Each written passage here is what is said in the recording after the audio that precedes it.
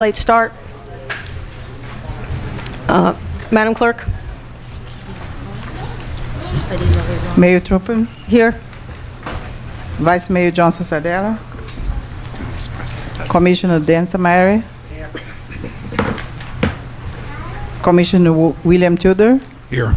Commissioner Betsy Wise. Here. Okay, we stand for the pledge, please. And if you could remain standing for just a moment after the pledge. I pledge allegiance to the flag of the United States of America and to the republic for which it stands, one nation, under God, indivisible, with liberty and justice for all. If you could remain standing for just one moment, please. This month is National Military Month. We had hoped to have somebody here who was going to do a special event, but unfortunately they got tied up. That's what the holdup was, part of it. So I just want to take a moment to thank all of our military for everything that they do, all branches of military for everything they do for our community to keep us safe and to protect our First Amendment rights and our freedom. Thank you very much.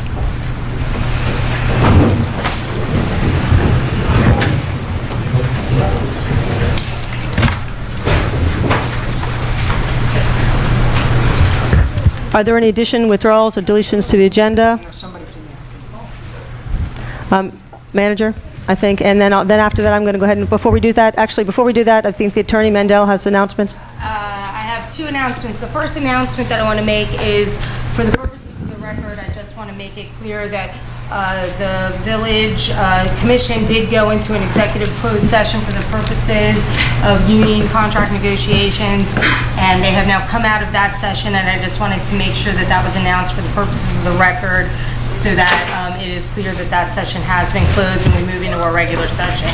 The second announcement that I wanted to make is I have been, it's been expressed to me that this meeting is being taped. I use tape like, you know, in the old school way, but it is being recorded for the purposes of showing it on a particular app, I think Zoom. Okay, well, if it's not being anyway videotaped, then I won't make the announcement.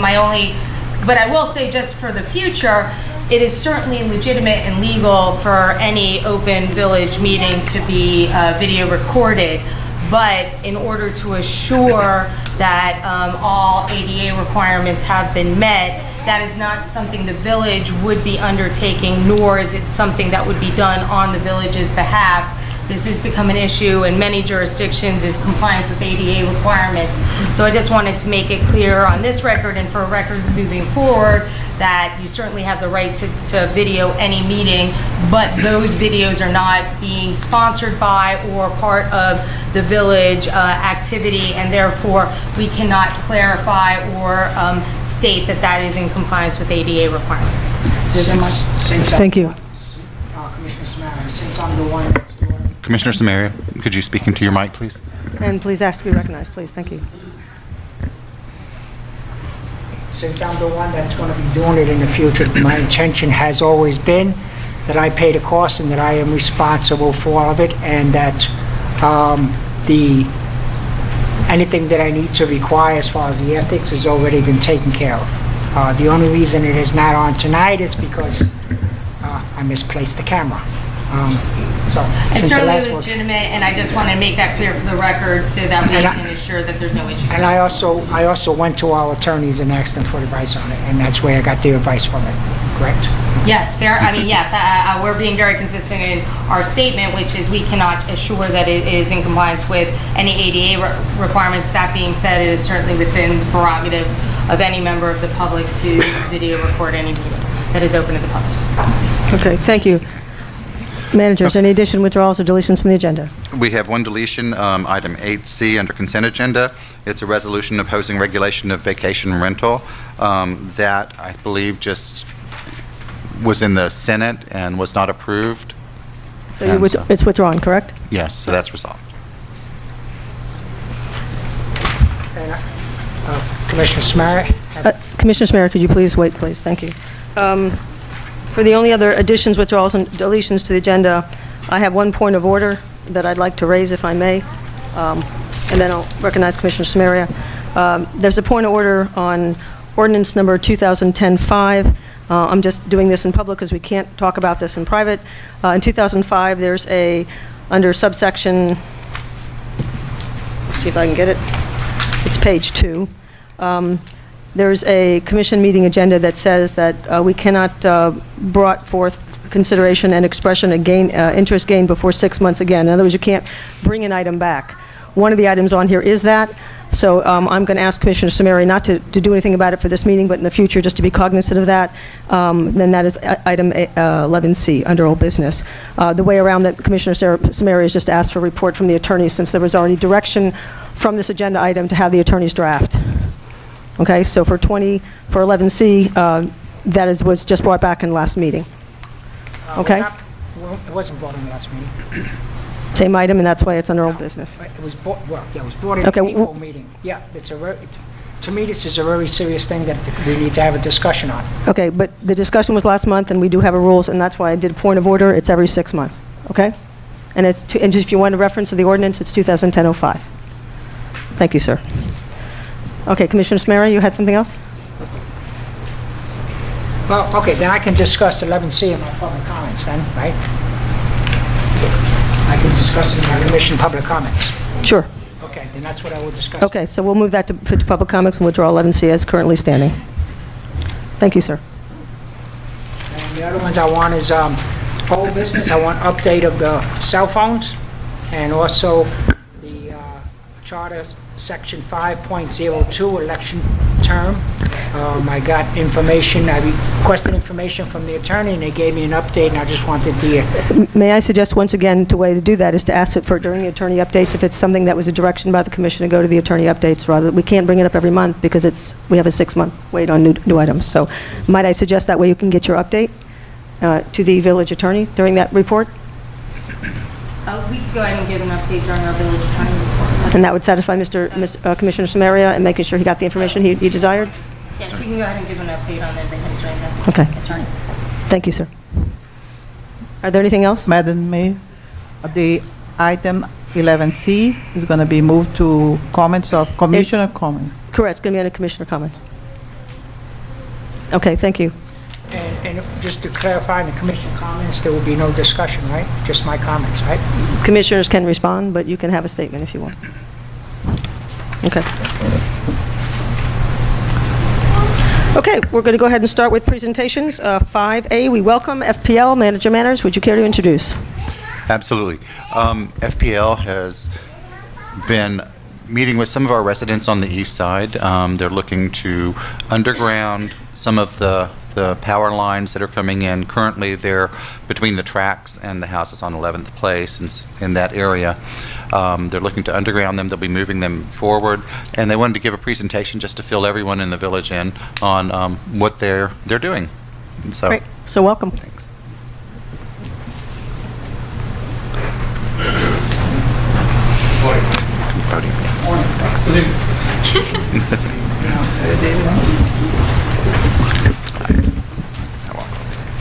Hi, good evening everyone. My name is Javier Prado and I'm the project manager for FPL Storm Secure Underground Program. Besides me is our manager Enrique Formoso and Arturo Perez, who's the lead customer outreach specialist. We have 2 other team members over there as well. Where's the clicker for the slides? We don't have a clicker, so if you could... That's our switch right there. It's with me. She's the switch. Okay. All right, so here we discuss a new pilot program that FPL will be undertaking to underground segments of power lines and enhance the reliability of our system throughout your neighborhood. FPL operates 75,000 miles of power lines across our 35 counties in the state. And currently we have about 60% of those overhead and the rest are all underground. So our power lines, we have 2 types of power lines. We have the main power lines, which we call feeders, and those are mostly seen on the roads, and they provide power to an average of 1,500 customers. We also have neighborhood power lines, which those are installed along side streets and within the rear of your homes. These power lines provide an average of power to an average of 40 customers. Both, we have poles that are made of wood and concrete, and the lateral poles on the neighborhood power line are typically wood. Alright, so after 2006, the hurricane season of 2006, we started our feeder hardening program, which is our improving the infrastructure on our main power lines. Since then, we have strengthened over 860 power lines and inspected over 1.2 million poles in our system. Hardening does include everything from overhead to underground, and as of this year, we started our hardening program for our neighborhood power lines, which we call the laterals. What we learned during Hurricane Irma was that the damage was not so much the wind hitting our facilities, but the cause that the wind damaging the trees and knocking them onto our power lines. So typically in a feeder hardening or a main power line hardening effort, we replace the existing power poles. But for our neighborhood program, we want to bury those power lines. We want to go underground and convert everything that's overhead to underground. And as you can see from some of the photos here, the damage was the trees falling onto our power lines and bringing everything down with it. So underground power lines do perform better on an everyday operation, and overall we've seen at least a 50% improvement in the reliability. They do reduce the power interruptions, especially related to vegetation. Underground power lines do not eliminate outages. There are some disadvantages. The main one is the restoration time could be increased due to, it's difficult to repair the power lines and diagnose exactly where the issue is.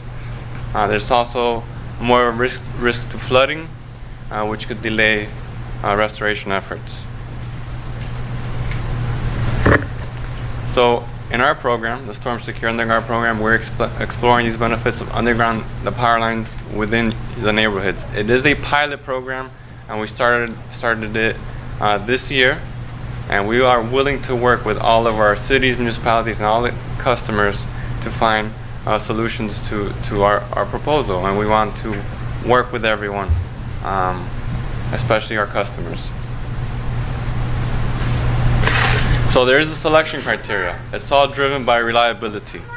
So those with the worst reliability are being selected first. The selection criteria right now is an outage during Hurricane Irma and or Matthew, at least 9 outages during the last 10 years, and out of those 9 outages, 4 have to be related to vegetation issues. So that's the selection criteria we have right now for selecting these neighborhood power lines. Alright, so we are committed to communicating throughout the span of the project. We have an entire team of outreach specialists that they do go visit the neighborhoods.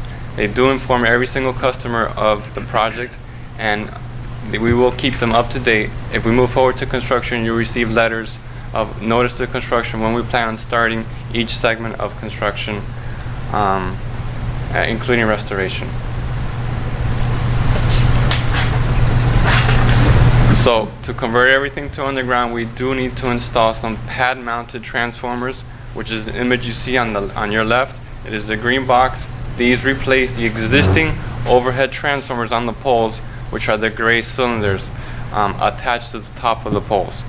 We may also need to install handholds, with the picture on the right, but that should be at grade.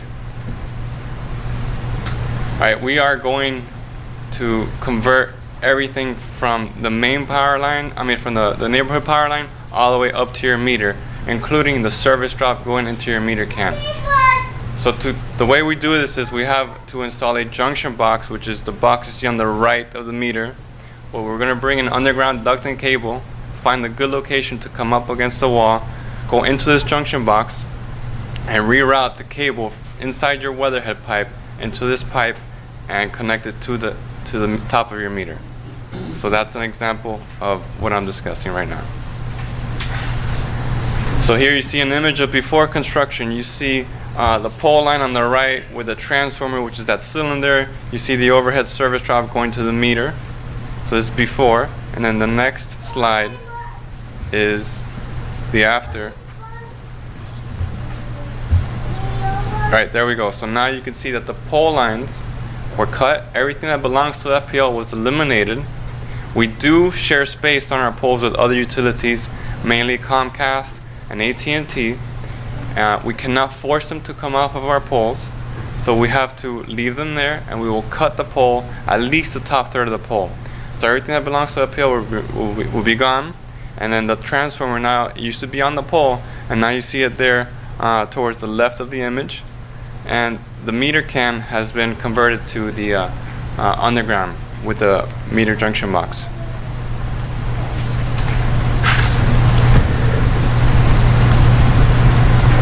So this is some of the equipment we typically use. We will directionally drill, directionally bore, horizontal drilling as much as possible. This is a lot less invasive than trenching. We do not have to open up a trench along your entire property. We bore. There will be an entry pit and an exit pit. The machine gets inserted, it drills underneath the earth, and it pops up on the other end. We attach the ducts and we pull them back, so it's a lot less invasive. And then the image on the right is just the underground cable loaded onto the reel before it gets pulled in underground. So we do try to put everything within easements, and that's what our outreach team has to do. They talk to all the customers, and we are requesting easements to install our facilities. In your area, we have identified, at this moment, we have one project going on. It's an existing overhead system that has almost 1.2 existing miles of overhead power lines. There's 24 existing aerial transformers and 114 customers on this project. The new underground system we're proposing will be less overall transformers. It will be 18 transformers.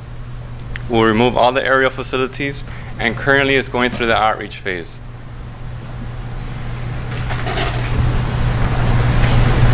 So, a customer outreach summary. Right now, all 114 properties have been visited.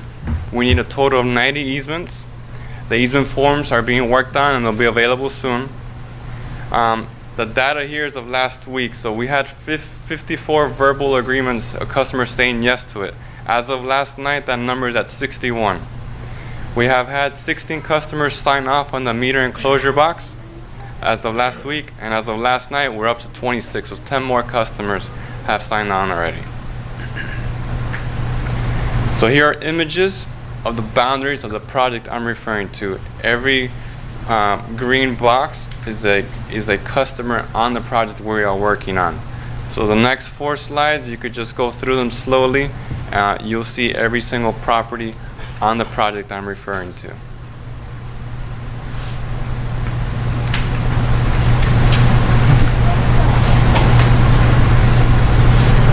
About all those houses in the middle. No. Along, that's 118. The houses in the middle there are on a different circuit, and they are not part of this one. Eventually, maybe we could include that one as well. But right now, we only have one project. Go ahead.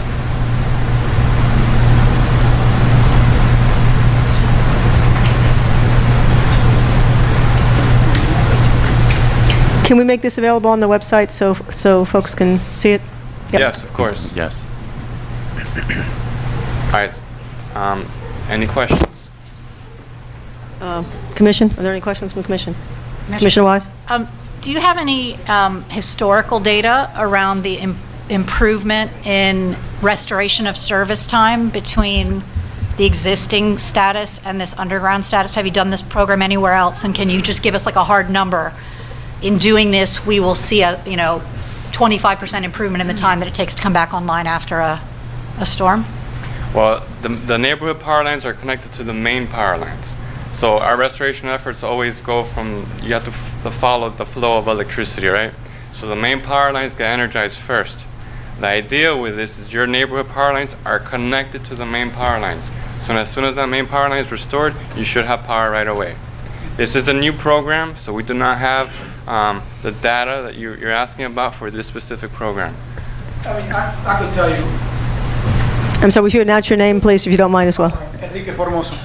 So our feeders usually come up during a storm after a hurricane, between 24 to 48 hours, or before then, depending on the damage that we get. By that time, all of our feeders are restored between 24 and 48. That's our goal. So with the underground systems, if there's no water damage, if there's no flooding, That's the they part will that come back up. that's the part that I was wondering about because I live in an underground, just like that, just explaining. It's overhead feeder in the back, in the front of, and then we got a lateral, and whenever the feeder's restored, I come back up fairly quick. I mean, I come up at the same time. So, I mean, when it comes to overhead laterals, is with the trees, it takes us days more. Because, I mean, when it comes with a tree, then we got to go in the back, clear. So accessibility is a pain during an event like that. So, I mean, I could tell you, it'll probably increase the reliability on our laterals 50%. During a storm, it's about 80 to 90% better than our overhead laterals that we have today. And we notice that between Irma and Matthew, that's what we experience. okay.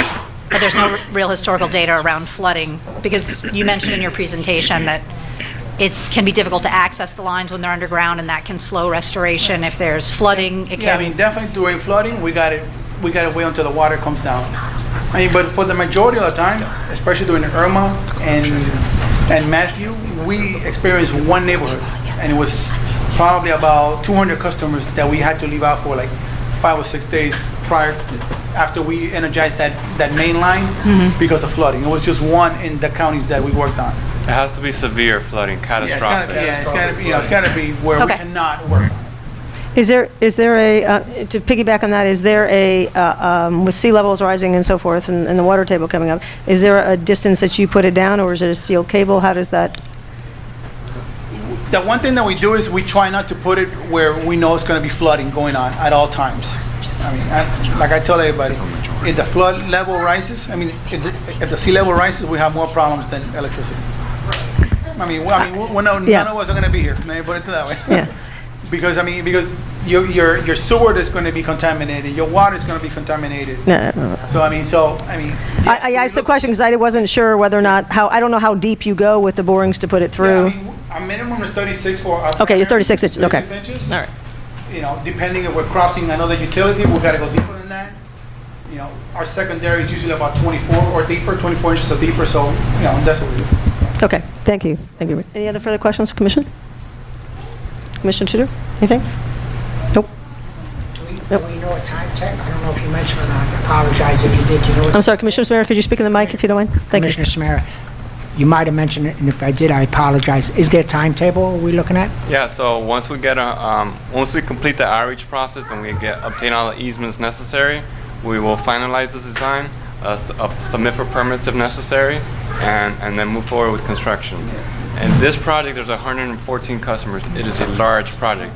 The outreach can take at least 4 months for a project of this size. And we started about a month and a half ago, approximately. How is this going to affect our traffic? Your traffic, I mean, for the most part, we're going to be working in the customer's property. That's where we will set up our equipment. If we do have to block any lanes of traffic, we'll work with the Public Works Director and make sure that we get the right permitting and the right MOT, have the flaggers out there, you know, to make sure we keep as consistent of a traffic flow as possible. I mean, that's, you know, we'll follow our normal work process. That we take. I mean, and the main reason why we're here is not only to educate you guys, but it's also the public, our customers. Because I mean, we do want this thing to go on quicker, and we don't want to wait 4 or 5 months to underground and laterals.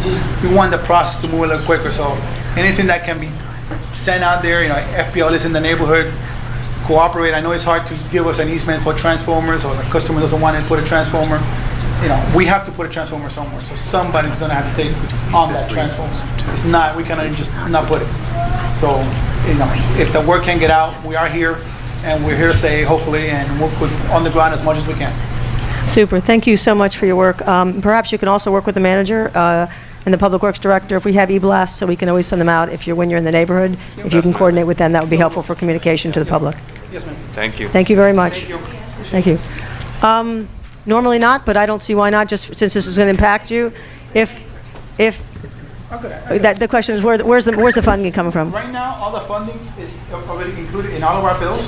as part of our storm secure program that we have, so we all pay for it today. This is just an extension. We're going to continue to harden our infrastructure. And if this program is successful, we'll continue for like 20, 25 years until we get all of our neighborhood power lines on the ground. And one thing that you saw with the junction box, there's no cost to the customer. They don't have to pay anything upfront. Like I said, we all pay for it today in our bill.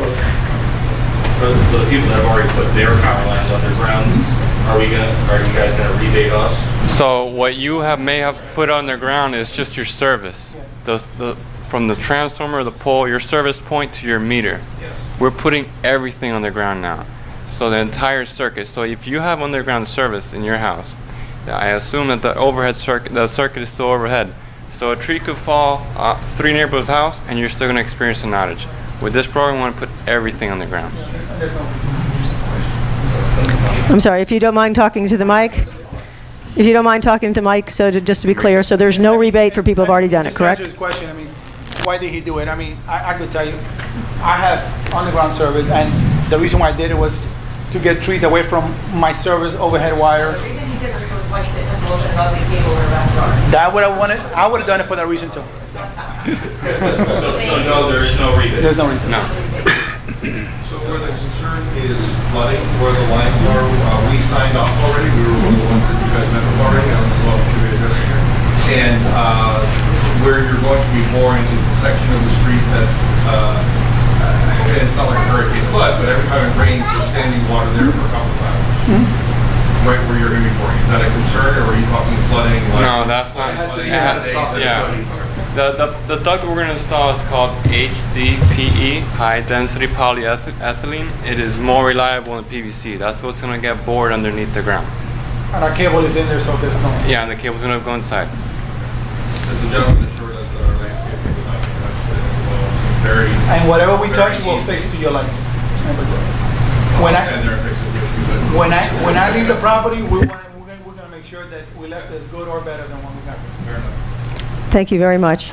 Thank you for coming, and thank you for your presentation. Thank you as well. Appreciate it.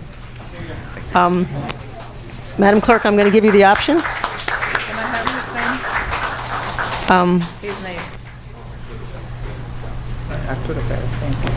Madam Clerk, I'm going to give you the option. I was going to go to the podium and present. No? Okay. I'm going to let her, this is her proclamation for our clerk. Whereas the Office of Municipal Clerks, a time-honored and vital part of local government, exists through the world, and whereas the Office of Municipal Clerk is the oldest and amongst public servants, and whereas the Office of Municipal Clerk provides professional link between the citizens, local government bodies, and agencies of government at other levels, whereas the municipal clerks continually strive to improve the administration of the affairs of the Office of Municipal Clerk through the participation in education programs, seminars, workshops, and the annual meetings of their state, provincial, county, and international professional organizations. Now, therefore, I, Mayor Trutman, Mayor of the Village of Biscayne Park, recognize the week of May 5th through May 11th as Municipal Clerks Week, and further extend appreciation to our municipal clerks, Roseanne Prada, and to all the municipal clerks for the vital role and services they perform and their exemplary dedication to community they represent. Madam Clerk.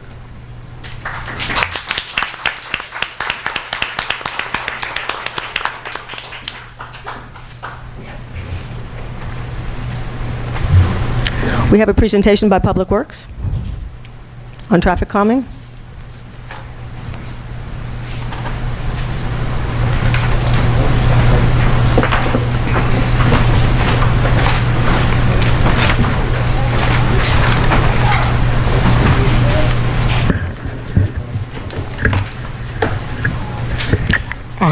David Hernandez, Public Works Manager. First and foremost, I would like to express my gratitude to the Public Safety Advisory Board, as well as the Village Commission, and in particular, Madam Mayor, for allowing me to be in front of all of you to provide information as today's presentation. I would also like to express my deepest appreciation to our City Manager, Mr. Manners, for hiring me and to be in this board and to be in this wonderful team of employees that has put together to try to better the quality of life for the Village of Biscayne Park and the residents. I also want to thank a particular individual, Cesar Hernandez, for all the help and his assistance that he has provided me in the last 5 months of my inception to this village. And I also want to thank him tremendously for all the help he's given me. He makes my job a little bit much easier.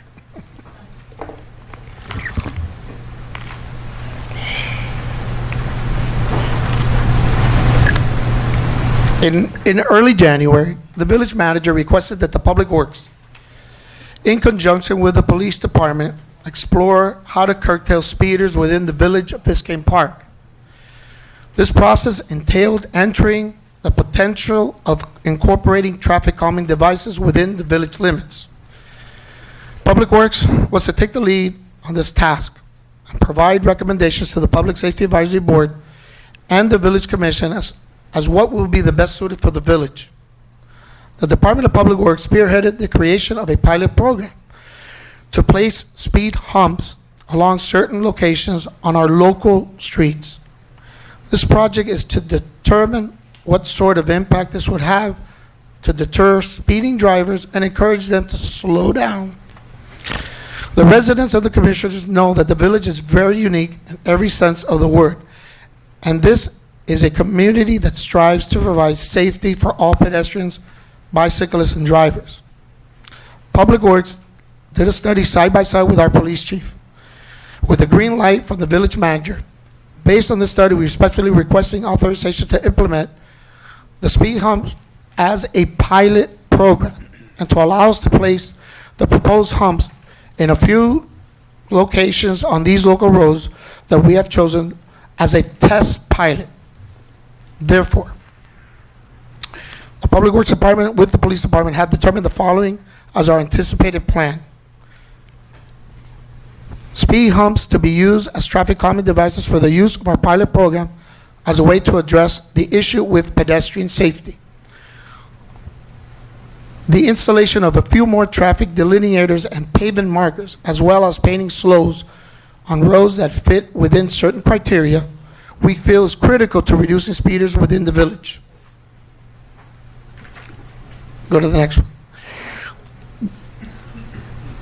The implementation of speed humps in locations we've determined for certain periods of time, the type of speed humps we plan to install can be relocated to another location and removed altogether without causing any damage to our road surface. Keep in mind that the chosen locations are not permanent locations. These locations are selected while we're conducting the pilot program. Go to the next slide. This is a typical resident that's out there walking the streets. And again, if we see it, the residents standing in the median, they have to walk on, obviously, on the paved area. Go to the next slide. And this is typical. Riders, walkers, there's no sidewalks. That's why this is imperative that we move forward on these speed humps to create more safety devices on our roads. Go to the next one.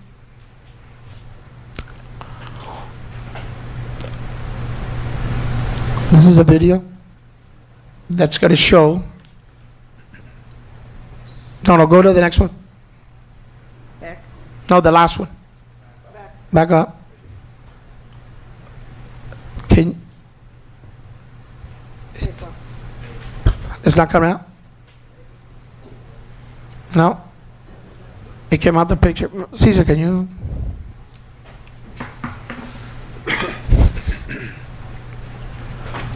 Now go to the next. What I'm trying to show here is this is typical village speedster that drives going 30 to 30 miles an hour on a 25. And this is exactly what our Department of Police has to do. Has to pull over, and that's it.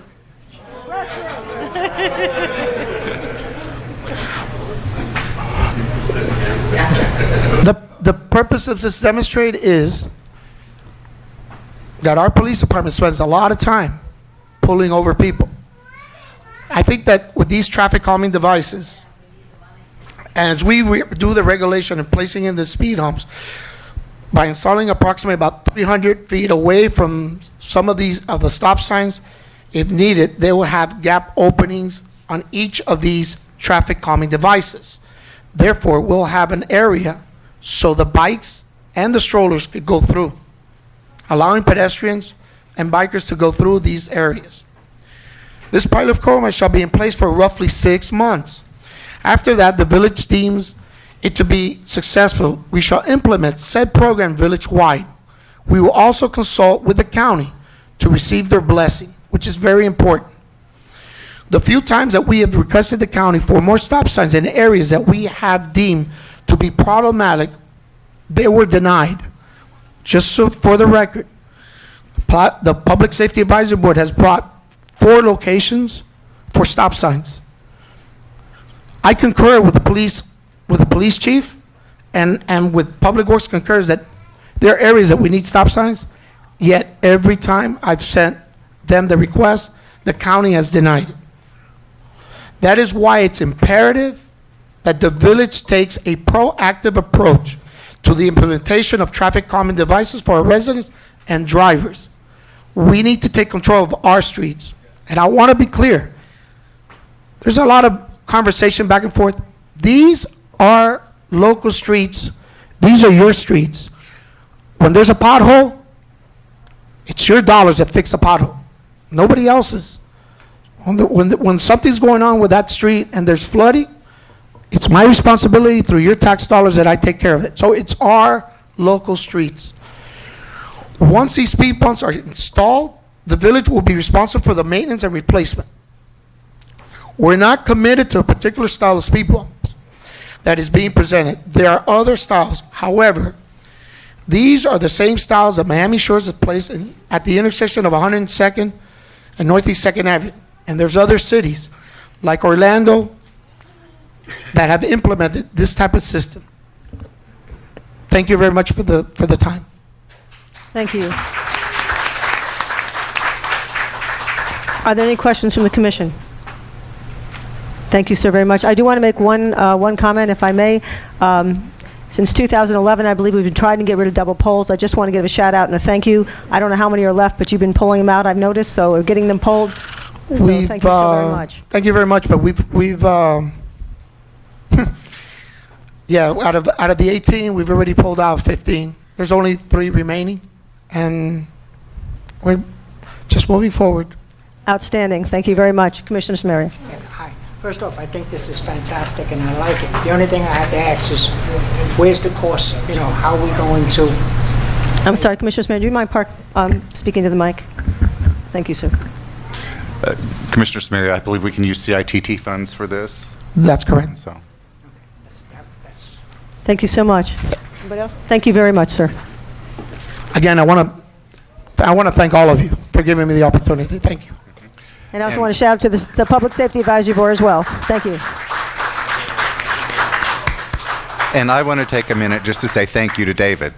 You've been a great asset to the village, and we look forward to many, many more years of having you here. Thank you for all you're doing. Thank you, sir. I'll now turn it over to the, before we go to public comments, I'm going to ask the village attorney to go ahead and read the decorum rules.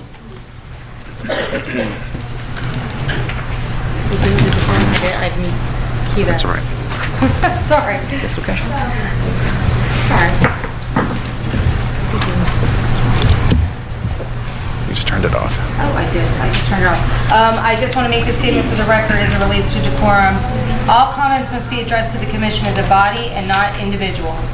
Any person making impertinent or slanderous remarks or who become boisterous while addressing the commission shall be barred from further audience before the commission by the presiding officer unless permission to continue or again address the commission is granted by the majority vote of the commission members present. No clapping, applauding, heckling, or verbal outbursts in support or in opposition to a speaker or his or her remarks shall be permitted. No signs, placards shall be allowed in commission chambers.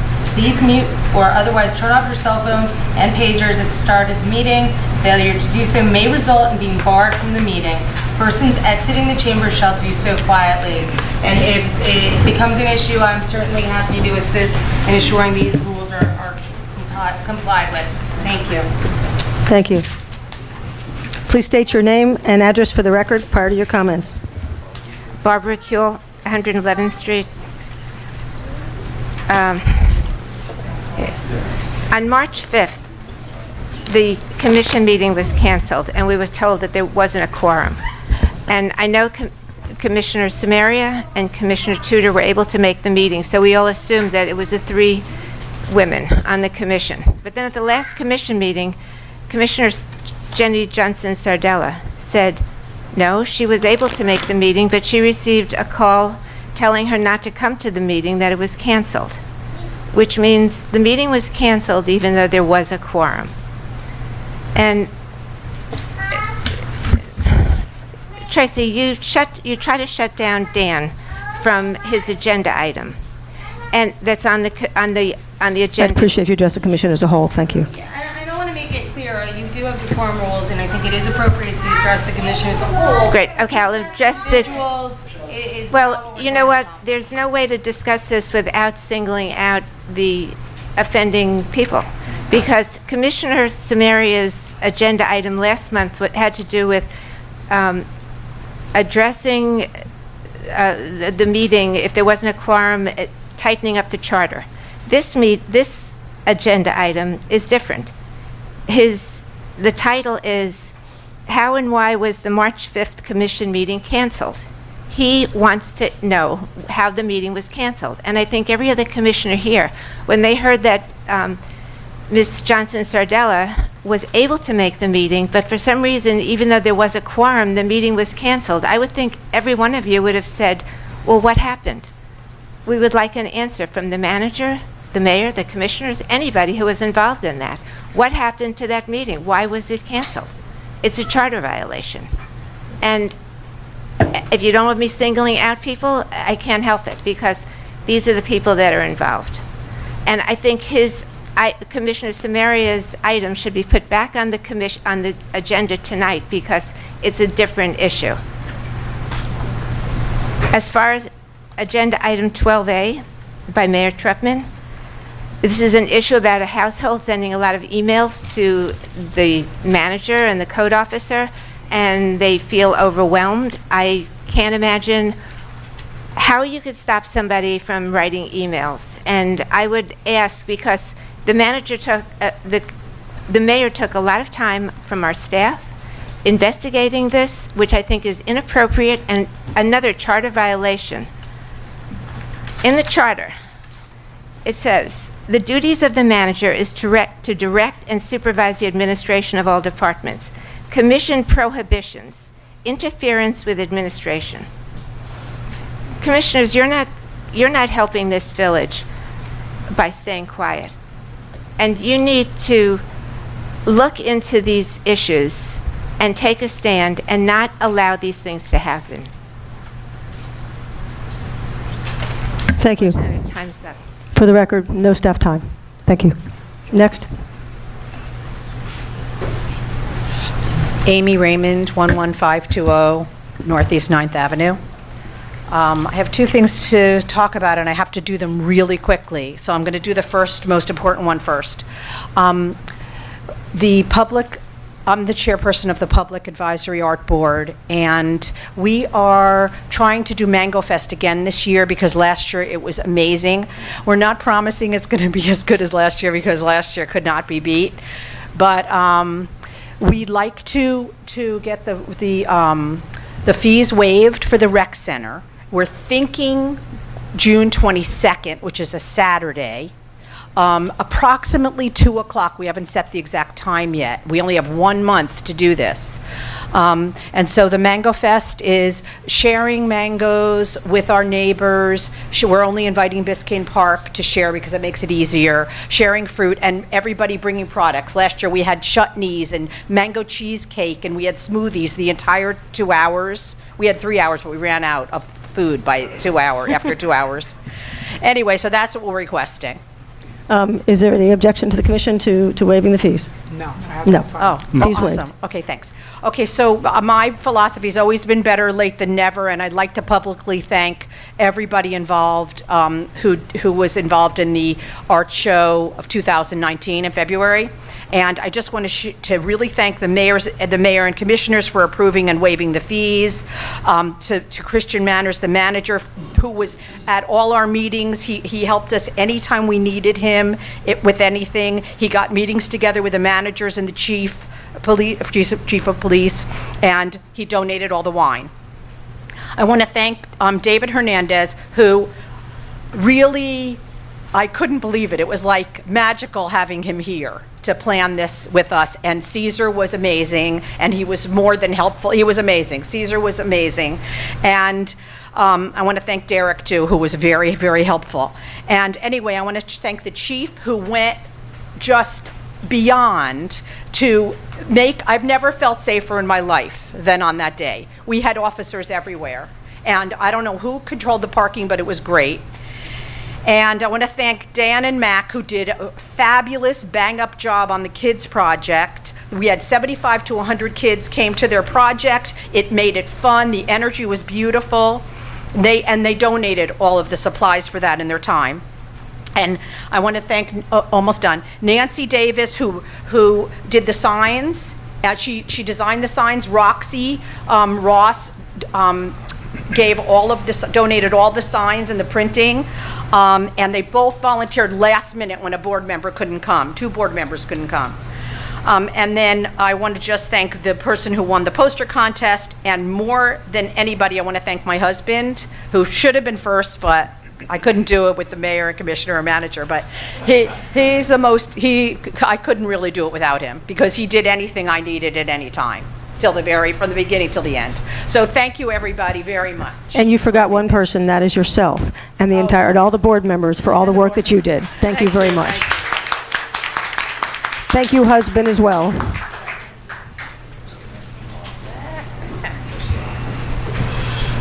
Good evening. Nicole Susi, 1030 Northeast 120th Street.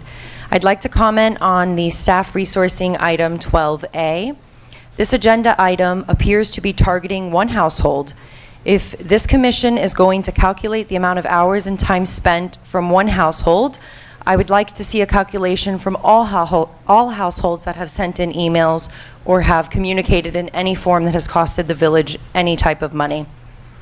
This appears to be a personal issue that is being showcased in an effort to deflect from other questionable events that have recently transpired.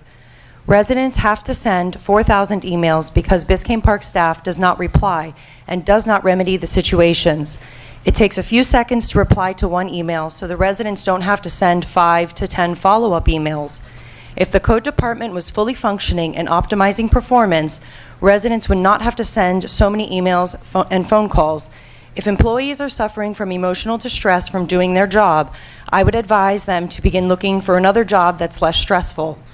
Biscayne Park is a government entity. Replying to emails, phone calls, and dealing with angry and nasty residents is the cost of doing business and comes with the job.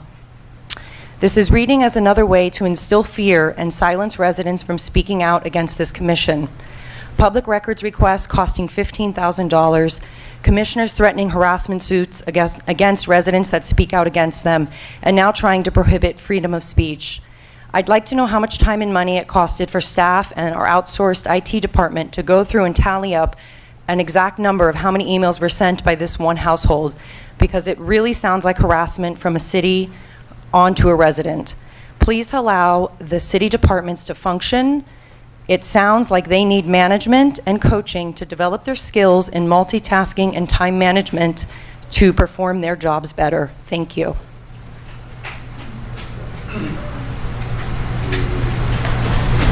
Gary Kuehl, 111th Street. 13A again. I guess the gist of that is that we have an overperforming code department, and anybody that dare repeatedly criticize it should be excommunicated. I'd like to discuss the portion that deals with the code.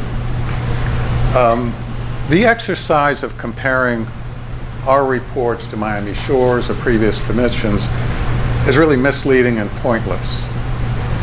We, for instance, include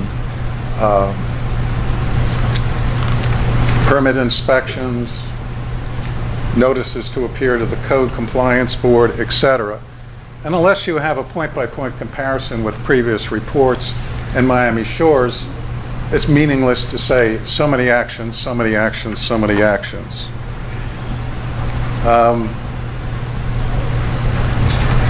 We currently employ the use of administrative citations. I don't know that Miami Shores does, but previous administrations didn't have that tool, which was a means of streamlining enforcement. That wasn't enacted until 2016.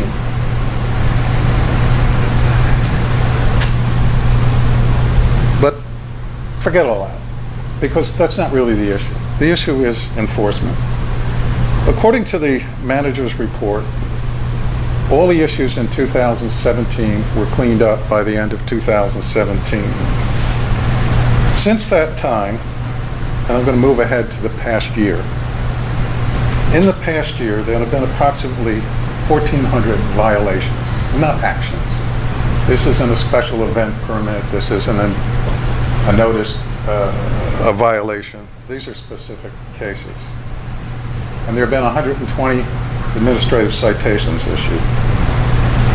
Of the 1,400 cases, putting aside the administrative citations, only 554 were closed. For instance, at the last board meeting, we had one item that was 6 months after the stipulated compliance date. We had another two that were 20 months after the stipulated compliance date. In other words, you have violations that are outstanding for months. There is no enforcement. It is hardly effective to simply write courtesy notices and notice of violation if there is no follow-up. That's not enforcement. The figures are meaningless to say you have effective enforcement when that's occurring. But the real issue in this is none of that. Why is this being reported by the mayor? Why is the mayor overstepping the village manager? Why is the mayor having meetings with staff, which is a charter violation? Why is the mayor directing staff to provide information to her? If this information was provided by the village manager, it should be reported by the village manager. But you state that you had meetings with staff. That is a charter violation. If all of you continue to allow the mayor to go down this path, and the village manager, you're complicit. You're part of this. You're allowing charter violations to occur. Thank you. Yeah, I'm going to caution, I know you're very passionate about this item, but I'm asked respectfully to address the commission as a whole. Chuck Ross, 11166 Griffin Boulevard. First of all, on Barbara Kuehl that brought up about the cancellation of the meeting. The meeting was moved because someone contacted Jenny, which is what she stated at the last meeting. So the first thing we'd like to know is who contacted Jenny. Jenny Jensen Sardello, who's not here tonight. So she can't speak, but I'd like to know who. And the fact is, since Jenny was available, Will was available, Dan was available, we had a quorum. And the word out was there was no quorum. That's why we had to move the meeting.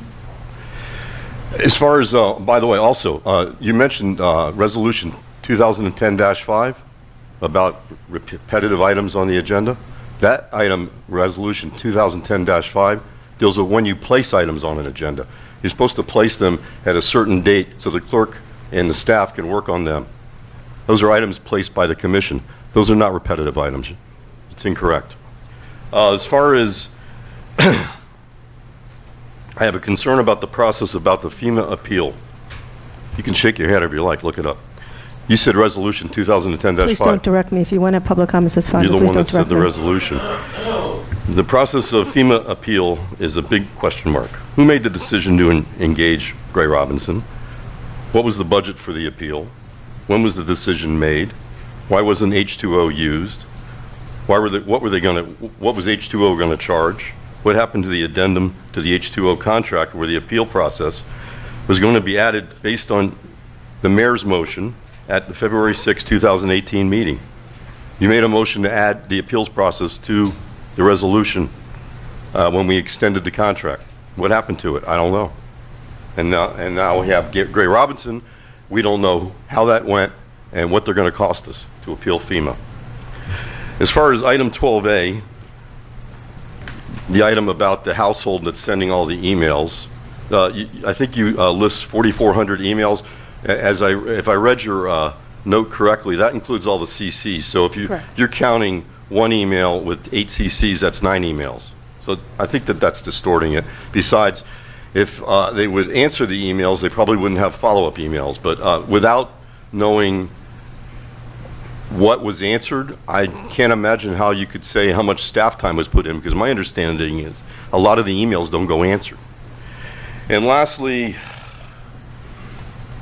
someone created a new fee and has imposed unreasonable charges for staff time, in my opinion, to discourage public records requests. We have a new IT fee that has not been approved by a resolution, and more importantly, according to AGO Opinion 2002-37, the fee violates the intent of public records law. The manager did not bring this, excuse me, that's it, I'm done, thank you. Thank you. My time's up.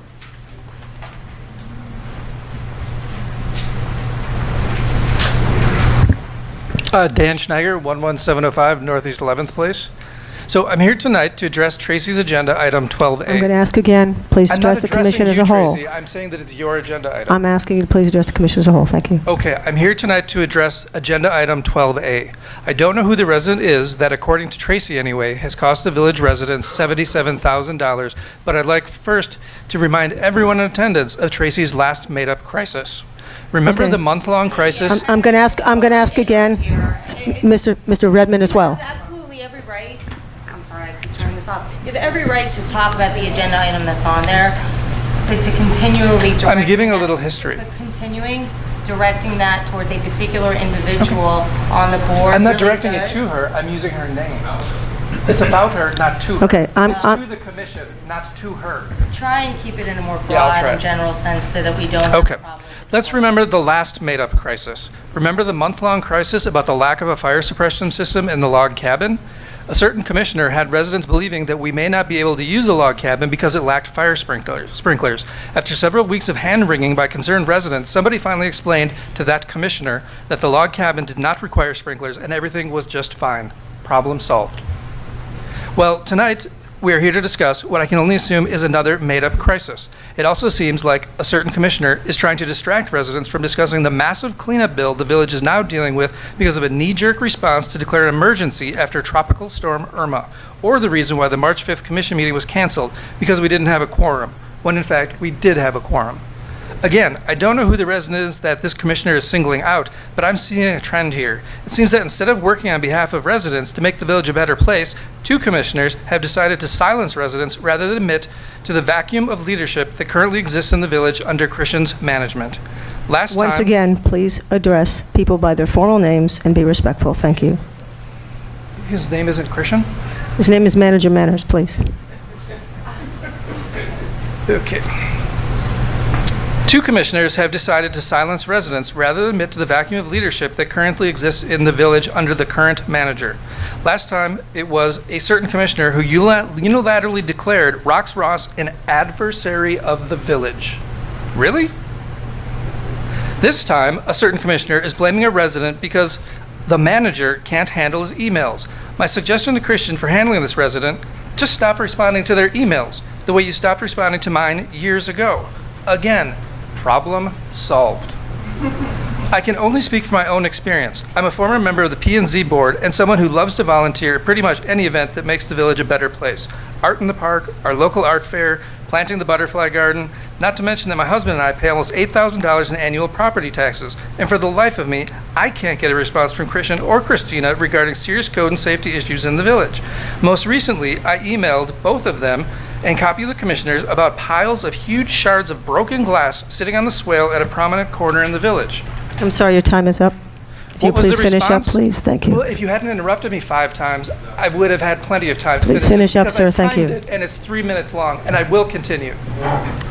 please finish up. I Thank never you. heard back from Christian or Christina. That was 2 months ago, well over 2 months ago.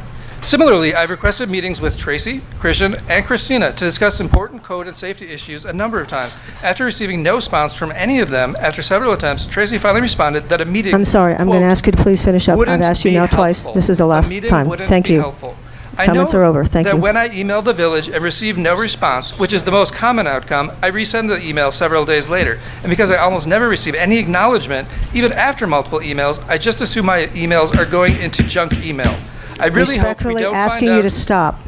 This I'm is not now the going to third stop. time. This is a 3-minute statement. If you hadn't interrupted me several times, I would have been done. If I you had will conducted finish. yourself accordingly, we wouldn't have had to interrupt you. I really hope we don't find out that the resident who is being singled out here has been treated with the same indifference that I've experienced from the village, and that this indifference on the part of Christian and his Okay. staff resulted in the village squandering $77,000 worth of taxpayer dollars. I'm as respectfully Tracy is asking you to claiming. stop again. If that is You've the been now case, warned which I 3 suspect times, it is, please. Christian should be fired for Village profound attorney? mismanagement. And I hate to be a cynic, but I really hope that we don't end up Okay, finding I'm going to out ask you to that leave the the neighbor being chambers, singled out unfortunately, here is because someone that you're Tracy not has a personal responding. issue with. Yeah.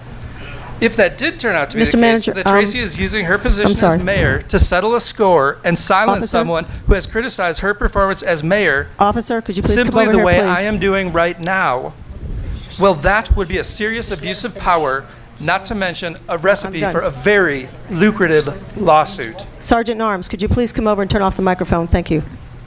Thank you all very much for listening to me. Madam Mayor, I need to say something, please. With all due respect,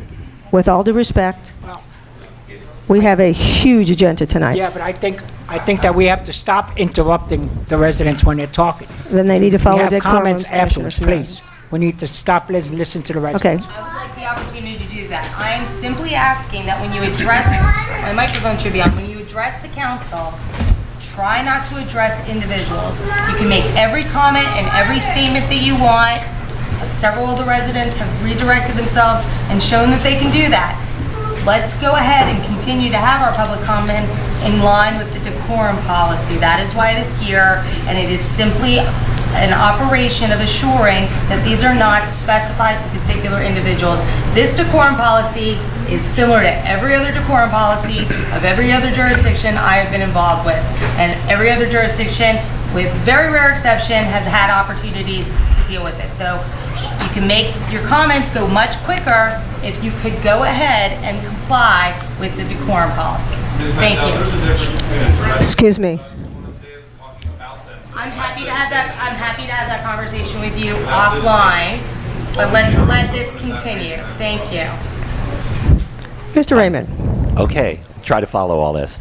David Raymond, 11520 Northeast 9th Avenue. And I'm going to thank my wife first. So, sounded like she was doing the Oscars before, right? It's like the Oscars, they do the whole thing and then they go, before you go to sleep, kids. Anyway, so I want to thank Amy for all the things she does to help make this place a better place to live, and for all the members of the Art Board and everybody at the Village who helped with that event and with Mango Fest.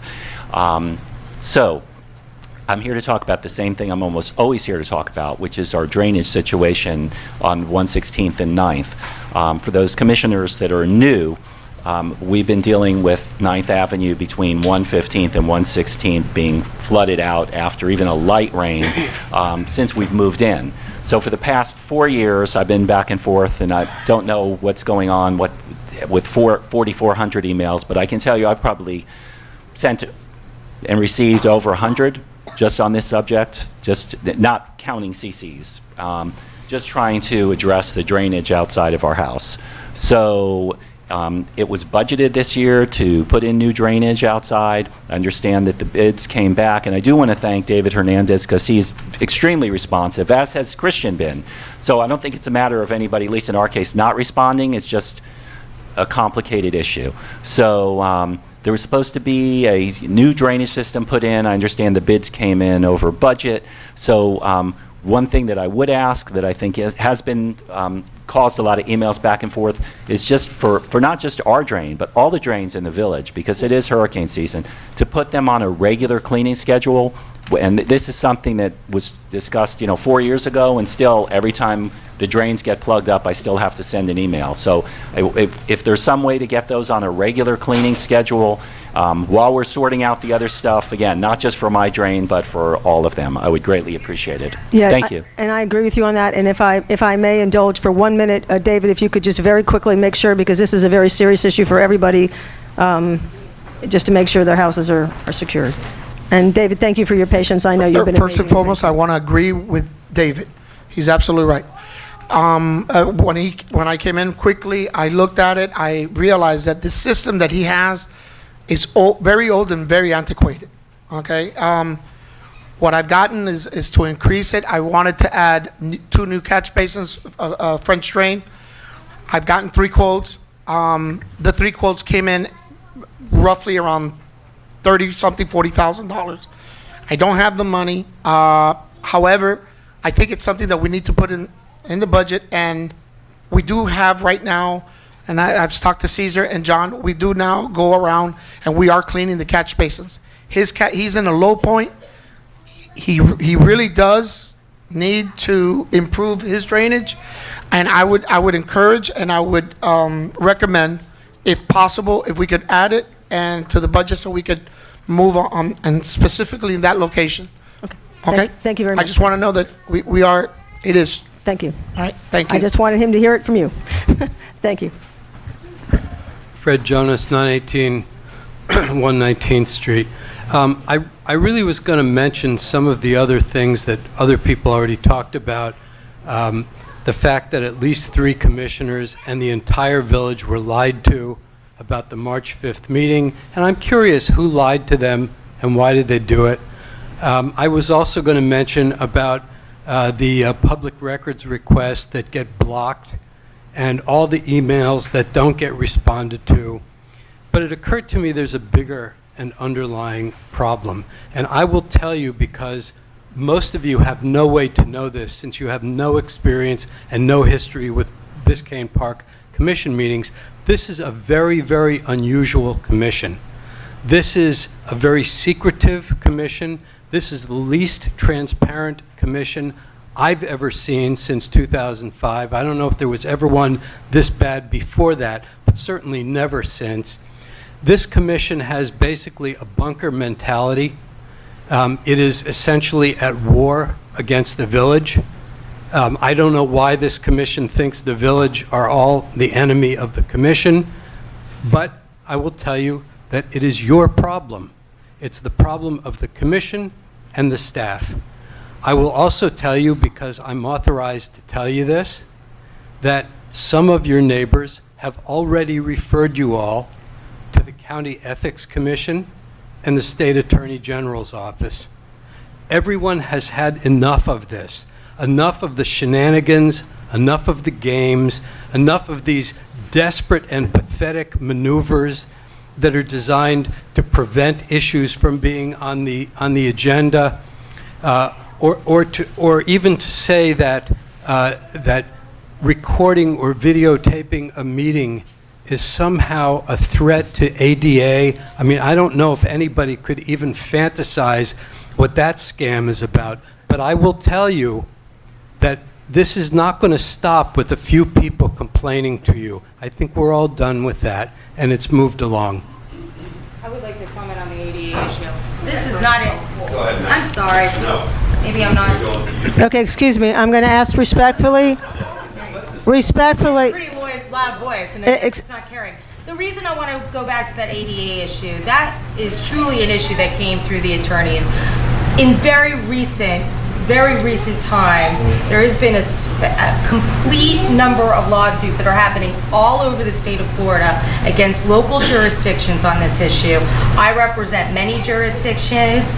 Anastasia Papadopoulos, and I hope I didn't totally destroy your name, she deals with this issue on a day-over-day basis. I apologize. I think I did. But in any event, we're bringing that to you as the attorneys representing not just this governmental entity at this time, but other governmental entities. It is the new way to get local governments is to go after them for these ADA violations. It is something that is being brought up in every jurisdiction in the state of Florida. That is the reason I put it on the record, to avoid any potential lawsuit in the future. It was not done, and I think my comments were incredibly clear. You have absolutely every right to video, to record a meeting. But for the purposes of the record, I wanted to make it clear, just in case someone wanted to go and file a lawsuit, that is not something sanctioned by, sanction's the wrong term, being brought forward by the village, so that way it doesn't become something owned by the village for the purposes of litigation. So I want to take that issue specifically off the table. That came directly through the attorneys, and it's advice that we're giving all over the state. Thank you. Thank you. Any further public comments?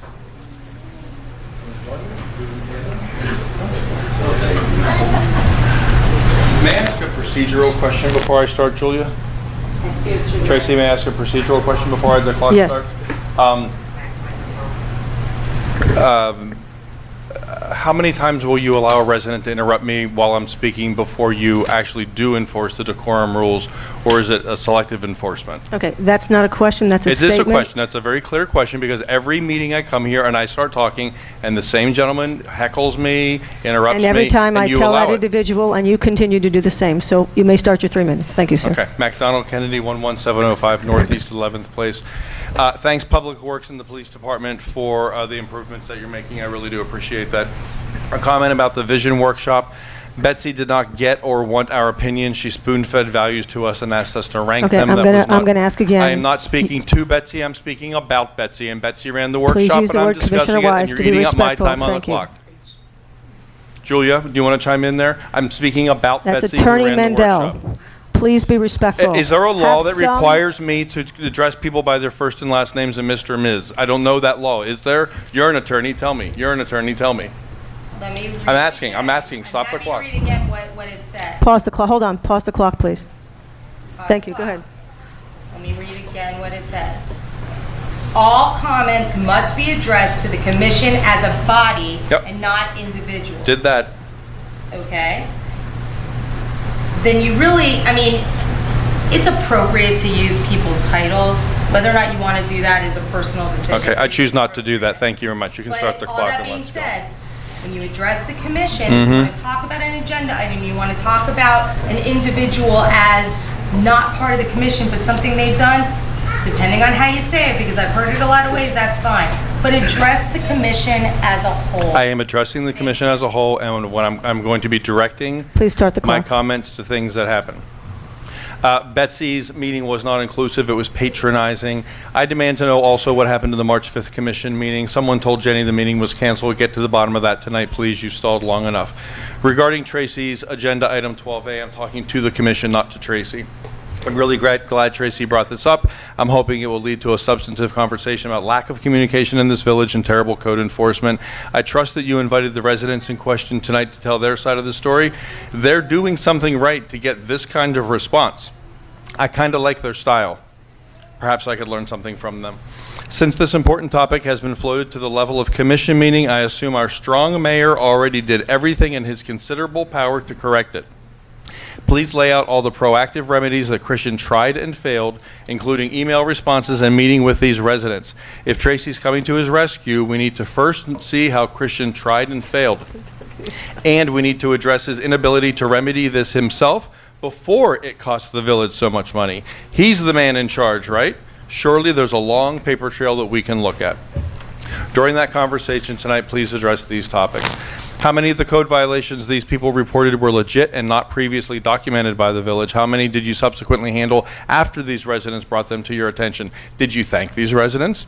In other words, how much of these residents positively impacted code enforcement? Please break down by topic so we can also see the life safety issues separately. Where else can residents find this information about code citations so they don't need to bother you with these requests? Please cite existing communication guidelines these residents are violating. What is the village's policy on staff responding to residents? I can't find that on our website. If you're considering somehow charging residents for their emails or whatever's going to happen here tonight, consider issuing credits for good ideas and code violations that you weren't aware of, including dangerous things like pools open to the street, refrigerators with doors on them, boats and cars on jacks in front yards. And when you discuss the free speech aspect, remember that Jenny and Will specifically cited their interest in protecting free speech in 2017 when voting against Rox's human rights resolution, which originally came about when a former commissioner was calling our African American neighbors darkies on social media. Protect the complainers tonight as well as the racists. Finally, trying to intimidate residents like Betsy did at a prior meeting and like Tracy's trying to do tonight is juvenile and counterproductive. I'm wrapping it up. I, for one, am not impressed or intimidated by Tracy. I'm really just kind of embarrassed for her and this village Okay, that's nearly enough every time because she once opens her again, mouth. once again, that's enough. Mike Redmond, 11804 Northeast 8th Avenue. I really, I've lived here 45 years. I don't think there's very many people in this room who can say that. That's great. That's good to know. It doesn't matter if you've lived here 2 years or 45 or 50. You're the same resident. You have the same rights. You have everything. There's nothing. But what I can say is that, is this who we are? Every week? Every single week? Nothing but complaints? There's nothing we can say about this commission? I voted for every single person on this commission. I campaigned for every single person on this commission. And, I don't see them doing, like the working together thing, like they started out to. But they are getting a lot of good things done. Our code department, I know you hate it. That's, come on. It's been, the record keeping has been updated. Really, it has. I'm a little nervous now because you guys really upset me. Really, all you do. Excuse me. I'm asking you politely to not call out from the podium. That's the commission. He listened to you for 3 These are minutes. Do the residents same. here. Pause the clock, please. That's the commission. These are residents. Thank you. Whoever have a was in the little back bit in of the peanut gallery. Hey, look, my time just went. Anyway, what He's only got I'd half. like to He's got say half is, left. I'll get there. things are going on that are encouraging in the park, and all you can say every time, just this entire group here, is just about code and this, and we're not code badgers in Biscayne Park, nor will we ever be. And I don't think that's a good start for the park. I mean, is that who we are? Code badgers? I mean, come on, guys. And always picking on the commission with little minutia, this, that. Minutia. It doesn't matter. World will go on. Thank you, sir. Guys. Thank you. Get a life. Hi, everybody. First timer here. Welcome to the party. Thank you, thank you, thank you. I've lived here for 10 years. I just wanted to say. I'm sorry, because before you have to speak, say your name and your address, please. My name is Elizabeth Castillo, and I live at 11389 Northeast 8th Avenue. Don't write that down. I just wanted to say for the record, I thought Betsy did a phenomenal job. That's what I do for a living. I want to speak because I heard somebody insult her, and I absolutely did not feel that she did not speak clearly about figuring out what the culture is for a park like ours. I think that everyone here bought in the park for a certain reason. For me, it was security. I've lived here 10 years and I've never had any crime happen. Thank you, officers, for everything. And I think that it's very important for us to have a culture and for us to have some kind of brand name. I do not feel comfortable with all the negativity in the room. I just came to the last meeting. That was my first meeting. This is my second meeting. And I think that when you deal in large settings like this, it always needs to be positive. If you're always picking apart the negative, we're never going to get anything done. Constructive is always great, but when you're insulting people, you're never going to get a good result. I'm sorry. Okay, excuse me. Can you pause the clock? For the same reason, don't call it again. For the same reason that, and I appreciate the idea, but for the same reason that they cannot interrupt, the same reason that you cannot. Thank you. You may continue. Thank you. That's it. Thank you. Thank you so much. Jared Susi, 1030 Northeast 120th Street. I just wanted to thank our Public Safety Board and our Public Works for putting together the traffic calming and moving forward on some projects. It's definitely visible around the village. Thank you. I wanted to talk about the variance that was postponed from a couple months ago. I believe that's still, is that variance still pending? Yeah, it's just... Since it's a quasi-judicial matter, we really can't talk about it outside I'll the wait. notice public hearing. Thank you so much, because then it'll count, Mr. Susi. Okay, thank you. Good evening. My name is Dick Rogers. I live at 655 Northeast 118th Street. I stopped coming to these meetings years ago. I've lived in the park since '73. For the same reason I probably won't come to another one. The lack of civility in this room is remarkable. Remarkable. Reminds me of Congress. If you're not happy, do something positive. Don't just whine.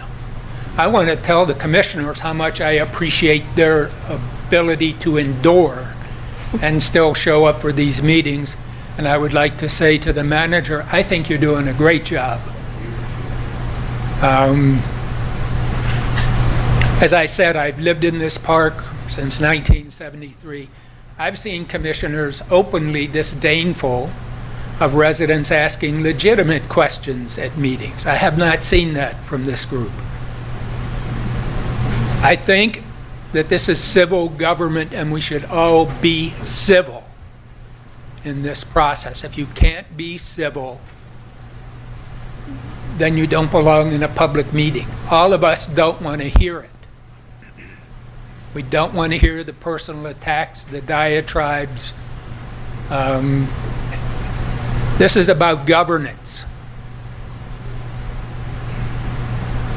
Governance. It's not about whim. And I'm not going to get personal and address individual issues, but I clean up the broken glass in my yard. Thank you. Thank you so much, sir. Thank you. Okay, are there any further public comments? Okay, having none, we're going to go ahead and move forward.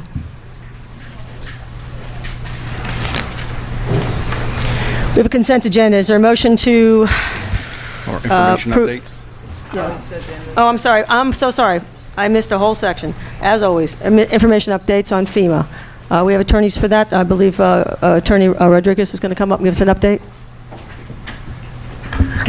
Good evening, everyone. Before we get started on these comments, I want to make it very clear that these remain pending appeals, and as such, it is our recommendation that we don't have public discussion over the specifics of the appeals, because we want to make sure that as they move forward as pending I look at these in the nature of pending litigation as we did follow an appeal process, that we are not adding to a record that has now been set with FEMA. But I think it is appropriate for us to provide an update as to where we are procedurally on those appeals.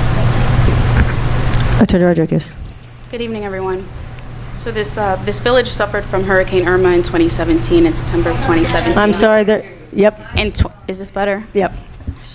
In 2017, in September of 2017, the village retained H2O consultants to submit FEMA public assistance cost reimbursement claims.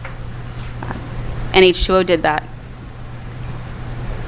In mid to late February and early March, the village received FEMA's responses to those claims. And there were 3 partial denials, and I'll go through them. The first was project number 12857, which covered debris removal and debris monitoring costs post-Irma from October 18th to December 16th, 2017.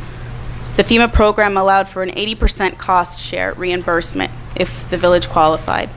The village's claim for that project was $414,000 and change, and FEMA issued a partial denial in the amount of $180,091.91, specifically for the Grubbs contract and the BCP body contract. Unfortunately, in March, H2O Consultants notified the village manager that handling an appeal would be outside the scope of their current contract with the village and their task order, and that a new task order would need to be entered into. Within sufficient time, for those who don't know, FEMA appeals have to be filed within 60 days of the decision. The village requested that our firm, as their attorneys, timely submit the appeal so we don't lose the opportunity to contest the partial denial. We did that. For Project 12857 that I was just referring to, the village's appeal was timely submitted to Florida Department of Emergency Management, also known as DEM, on April 16th, 2019. With appendices, the appeal submission totaled 1,556 pages. Florida DEM has 60 days to review our documentation and provide its recommendation could you to repeat the that? state It of was how Florida. many pages? 1,556 pages for this Thank you. appeal. For this appeal. It's pending with DEM. DEM has 60 days to review the documentation and provide its recommendation to FEMA. Florida DEM's deadline for that appeal is Friday, June 14th. So we won't have an update for the June meeting, but we should have one for July as to what the state weighed in on our pending appeal with FEMA. The next claim is for Project 5511, which was also for debris removal and debris monitoring costs post-IRMA, but it was for a different time period, September 4th, 2017 through September 17th, 2017, and the public assistance cost share reimbursement would have been 75%. The claim amount for that project was $55,160.48. FEMA issued a partial denial in the amount of $28,140.75. Our firm handled that appeal. The village's appeal was timely submitted on April 18th, 2019. With appendices, the appeal submission for that project totaled 1,231 pages. Florida DEM's 60-day window to review and recommend to FEMA expires on Monday, June 17th, 2019. Excuse me. So again, we won't have an update for you for the June meeting, but we should have an update for you as to Florida DEM's decision and recommendation to FEMA for the July meeting.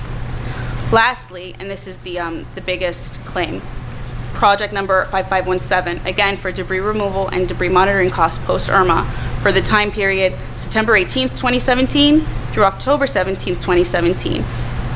FEMA's public assistance cost share reimbursement would be 90% if approved. The village's claim was for $607,352.83. FEMA issued a partial denial of that claim, and the denied amount was $540,000. We timely submitted that appeal on May 2nd, 2019, so last week. With appendices, that appeal, which was the biggest because it was the time period immediately post-IRMA, totaled 3,982 pages. Florida DEM's 60-day window to review and provide a recommendation for FEMA for this claim appeal expires Monday, July 1st, 2019. So for that particular claim appeal, we will not have an update, but we might, early July, latest the August meeting. From there, FEMA reviews the village's claim coupled with the state's recommendation and issues a decision. That's where we are with the appeals. Thank you. I do have one question. My understanding of had we not gone with Hendrick County, the closest next would have been $1.3 million more. Is that correct? I'm sorry, I didn't hear. When I looked at the Hendrick County contract, it was the cheapest contract to go with Grubbs by a $1.3 million or $1 million, I think it was $1,300,000, something like that. That's, yes. Well, there were 8 total bids submitted to Hernando County. Grubbs was by far the lowest. And the number you're referring to, the 1.3, that was the difference between the 8th submission, which was Grubbs, and the 7th commission, if you rank them in terms of expensive to cheapest. So had we... It was substantially cheaper. Okay. And the other question I have, in your experience, you had mentioned this before last meeting, but we have a lot more people here than we had last meeting. In your firm's experience, what is going across statewide in terms of the denials from FEMA? Well, without getting too political, if you Google what disaster funds are being used for these days, they are being tapped into at the federal level for other things. There is a statewide issue with FEMA claims being initially denied on the front end and the appeal process having to take place. We represent a lot of municipalities, and we're seeing that, unfortunately, across the state for Irma claims. Irma was just, it devastated the whole state. It was the size of the state of Florida. So we are seeing FEMA appeals, unfortunately, across the state for Hurricane Irma because of how devastating it was and how much money has been earmarked by the federal government to respond to those claims. And I'll point out that pot, that disaster relief fund pot, that year, Harvey happened days before Irma, and Maria happened days after Irma. Those were 3 devastating storms that all happened, I think, in like a 20-day period. So there's a lot of FEMA claims being submitted for this time period for 3 horrific disasters, and a lot of them are being rejected. There's just not enough money. So everyone has to appeal. And that's what we've done, and we've timely done it. Oh, and one other item I wanted to mention, we were successful in having all 3 appeals assigned to the same appeal officer at the state level. So we are in communication with one person at the state for all 3. So I think that's helpful because these issues are really the same for different time periods. It's the same 2 contracts across 3 appeals. And I just wanted to say thank you because the amount of work that you did in such an incredibly short period of time is really miraculous. So thank you so much for all the work that you've done.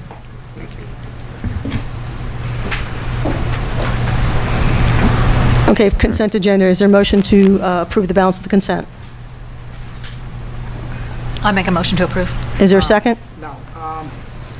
8D, the only thing about 8D I want, it doesn't say anything about what the percentage that Biscayne Park gets from this vending machine. I think that should be in there.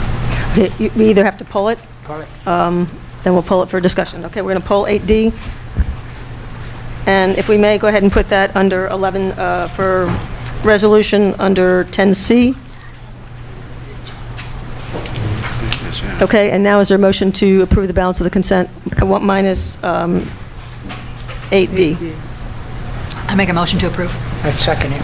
Okay, all those in favor? Aye. Okay, we're going to go ahead and move to resolution 2019-09. Village Attorney, do you have that in front of you? You want me to read it? Sorry, I'm going a couple different directions.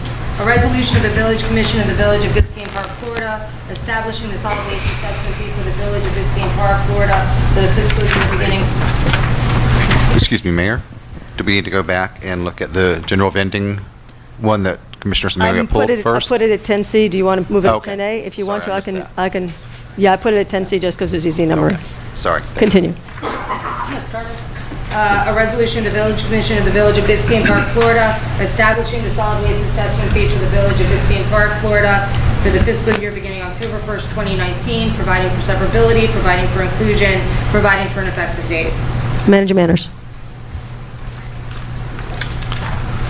We received the CPI letter from Waste Pro, and Paul, if you would come up to the podium, please. Paul's done the calculations, and we're looking at... Sorry, one second here. We're looking at a minor increase.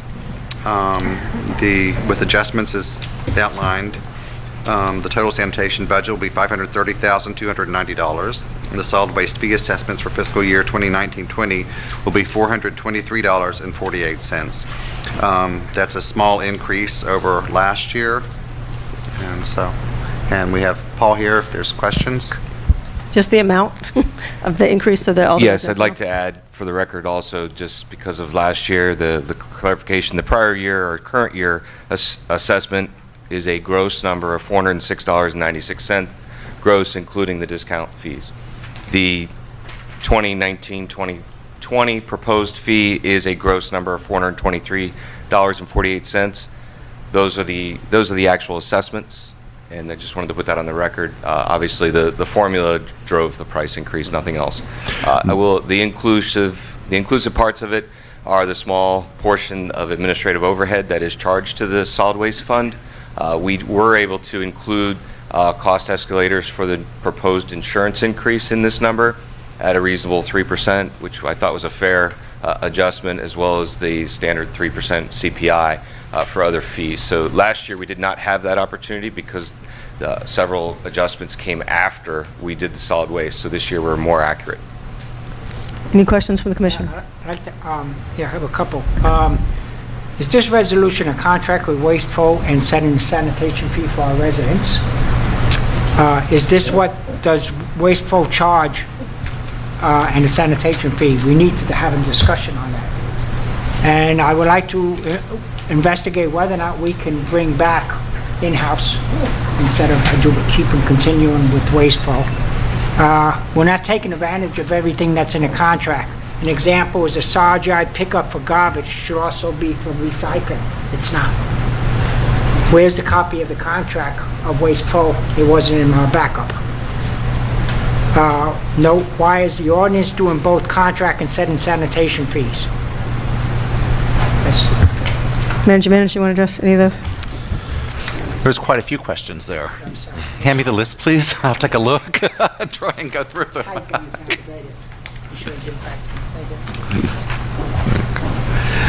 Okay.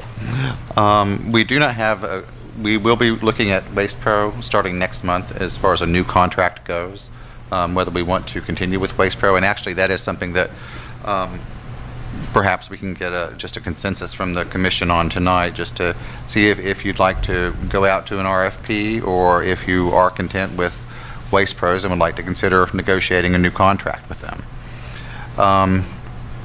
Let's see. The fees, what's the fees that they're charging us now for? I'm sorry, Commissioner Samara, they're just having trouble. If you don't mind, just pulling the mic a little closer. That's all right. Thank you, sir. Couldn't hear you, sorry. The fees that they're charging now is part of the contract, right? So yes. if you're doing the fees now, that means you're extending the contract. No. No, that's what I'm asking. No. That does not mean that. What we're doing is we're setting the sanitation we're setting the sanitation fees that we send out to our residents to start collecting that money. And so this is what pays Waste Pro ultimately, but this does not necessarily mean that we are extending Waste Pro's contract, and I won't do that without commission input and approval. And then, let's see, what does Waste Pro charge in the sanitation fee? We need. Yeah, this is not about Waste Pro specifically. I can clarify. Please, if you would, Attorney Mendel. This is simply an assessment to set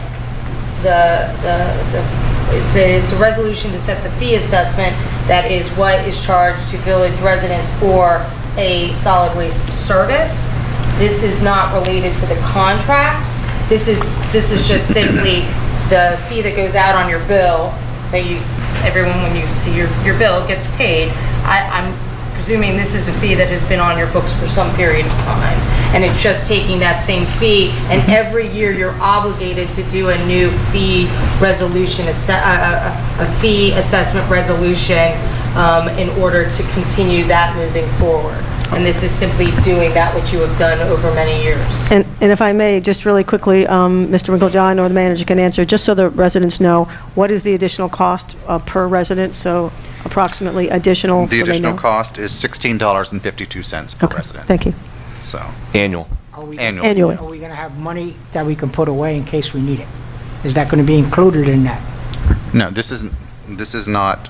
This just sets the sanitation budget. That's it. So. Okay. Is any other further discussion? Just real quick, I think we've talked about this before, though, but according to the Waste Pro, the only tie to the Waste Pro contract is there's language in there for the sanitation budget where the CPI increase, the fuel index increase, and we've had this conversation. You looked at those numbers to ensure that the numbers being provided by Waste Pro are the actual Yes, sir. I have, as of last year, I went back 5 years prior, evaluated those numbers, verified the index is tracked, because if there was a mistake in the previous number, it would trickle into last year's number. So I have good confidence in the history. There's reasons why I was worried, and confirmed them as accurate. And then this year's number is a clear, simple add-on of about 4%, which is the two index, one for fuel, one for the CPI, that particular CPI. Last year, there was no index for the fuel. They waived it. It was so small, so they just said they chose to waive it, and they put that in writing. The year prior, you had a reduction in your index because the fuel costs were much lower than the original baseline. So you went down, and you went up, and so here you are. And if I remember correctly, the increase for residents is going to be 4.06%. Yeah, I said 4, yes. And I always like to go those two There you decimal go. places out. Yes. I would have said 5. And the contract with Waste Pro, I think, caps it at 5%. I maximum think you're increase. right. I didn't look for a cap because I knew it was under it. So this is under the cap. So I just wanted to clarify that kind of, because I think it touches on what Commissioner Samaria was also discussing and touching on as well. So I just kind of wanted to clarify that a little bit. So Yeah, and the good thing in the back of our minds is should the commission choose to create an RFP, we need to know the number well before today, a year from now. I wasn't on the commission before, but I hear Waste Pro say that they had to raise the fee because they come back? And it was in our contract that says they can do this, but then they came back and said that they need to raise the fee because the whatever. It was the waste fees that they were incurring Right. with the county. The county had raised their fees, yes. Yeah, but if you have a contract, shouldn't the person live up to the contract? Shouldn't they put into their contract knowing that there's a chance that you're going to have to pay? That would be a wonderful conversation, but the fact is it's what's in your contract that we're talking about tonight, and this is what it is.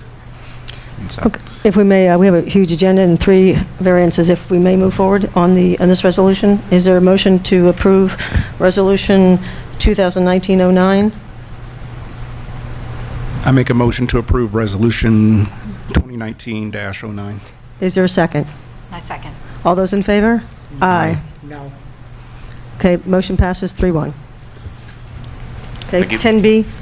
A resolution of the Village Commission of the Village of Biscayne Park, Florida, approving the selection of Humana as the village health plan provider, providing for an effective date. Manager Manners. Okay, this is for the health insurance for all staff. Our dental and vision remain the same. Our life insurance remains the same. But AvMed had a 21% increase this year to the employee health insurance. We have Graham Pentland from EBS Advisors, and they went out to market, looked at other plans. We found another plan that is actually a little bit better, I believe, than the one we currently have. And it's, whereas AvMed would have been, I believe, $37,000 more this year, this plan is only $5,000 more. So with that, we have 46, Graham here. Graham Pentland, EBS Advisors. We help manage your benefits here. As the city manager was saying, we got to pass on your dental insurance, meaning no rate increase, pass on the vision insurance, no rate increase, pass on life insurance, no rate increase, and we got jacked by AvMed to the tune of 21%.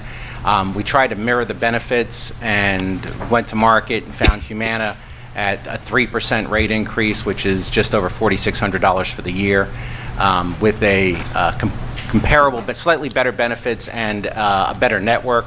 The feedback from staff, we asked some people to look at their providers, and the 2 competitive bids, one from NHP, their providers weren't available, and on the Humana, their providers were. And on Humana, it's open access, meaning they don't have to go see a primary care doctor first. If they need to see a specialist, they hurt their knee, they don't need to pay a PCP fee and then go see an orthopedic. They can just go see the orthopedic. So it seems a win-win. So staff would encourage you to endorse their selection of renewing with 3 rate passes on 3 of the benefits and accept the 3% increase and make the transition to Humana Health Plan. Thank you. Are there any questions? None? Thank you so much. Thank you for your time. Graham.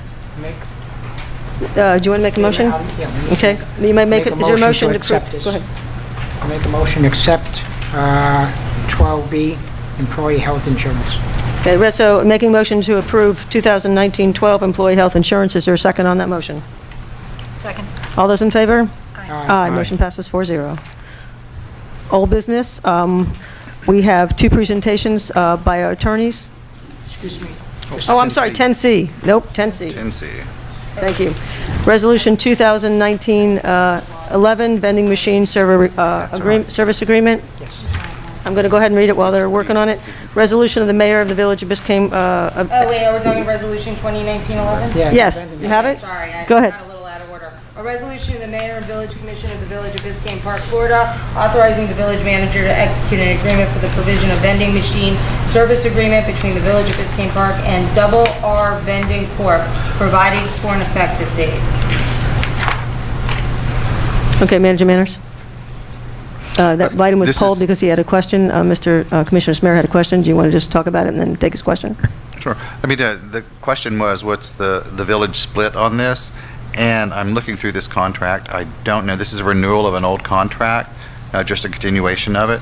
I need to find that out, actually, because I don't have it at the top of my It's not in there. hands. Let me see if I can get that information really quickly.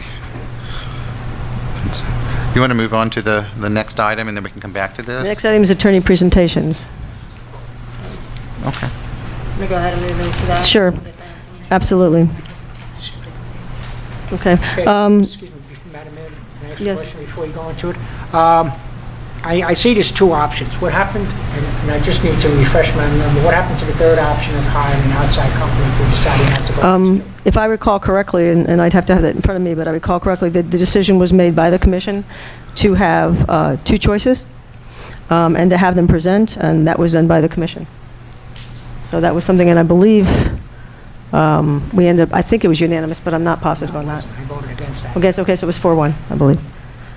Okay, so we're going to have presentations. We welcome Fox Rothschild. Please come on up.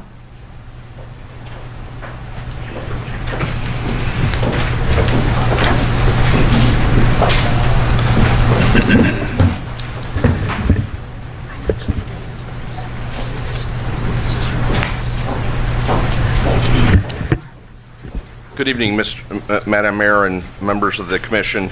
As you all know, my name is John Heron. I'm with the law firm of Fox Rothschild, and appreciate the opportunity to be here this evening to make this presentation to you. I'm joined here this evening by my partner, Mr. Steven Zuckwitz, who is also the managing partner of our firm office in Miami. And we, in response to your very specific request at I believe it was the March meeting, we provided the biographical details of the individuals who would be part of the team that would provide services to the village if, in fact, we are selected to be your village attorney moving forward. You all are familiar with me. I've provided those services to you when I was a partner with Gray Robinson.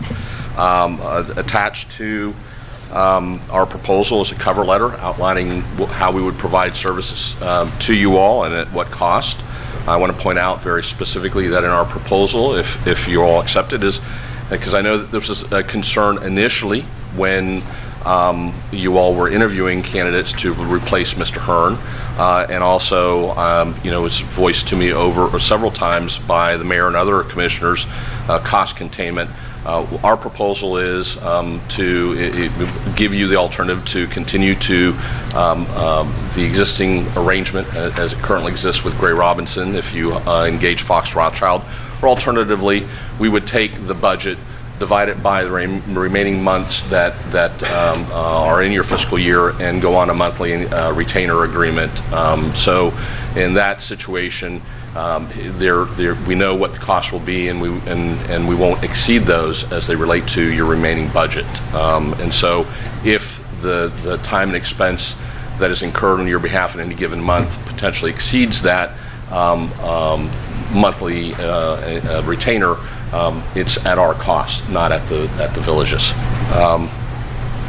To be frank, I don't believe this is, and I hope this is not about Fox versus Gray Robinson. I have a lot of respect for the attorneys who are still at Gray Robinson. I have a lot of respect for Ms. Mandel, for Ms. Protopapadakis and Ms. Rodriguez.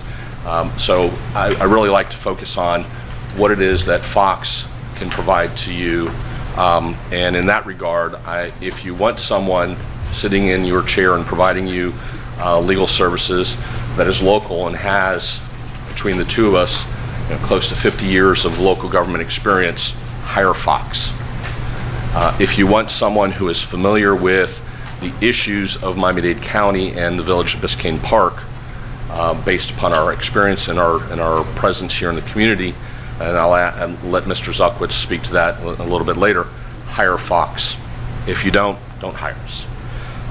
If you want someone who's familiar with the local regulations, particularly as they relate to the interaction between your regulations and those of Miami-Dade County, because Miami-Dade County is a super charter county, and there are very specific provisions, the county code, that prevail over those of the village.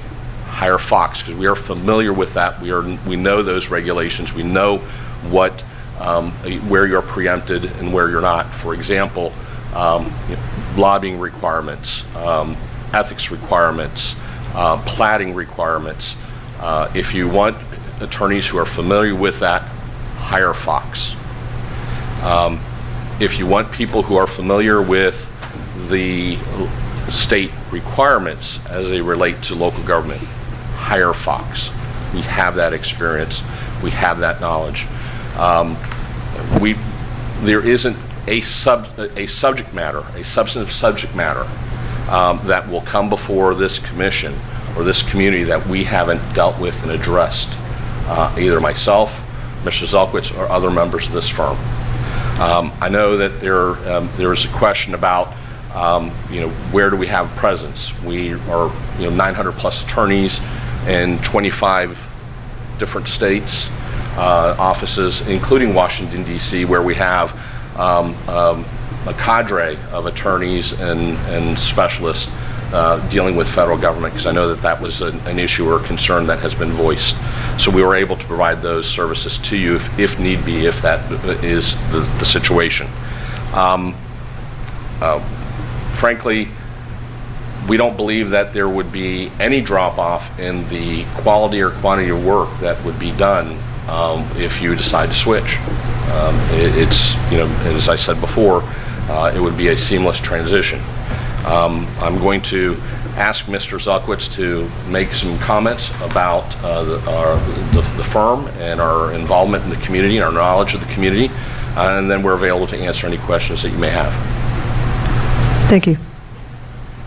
Thank you, John. My name is Stephen Zelkowitz, and I live at 1200 Northeast 105th Street, Miami Shores.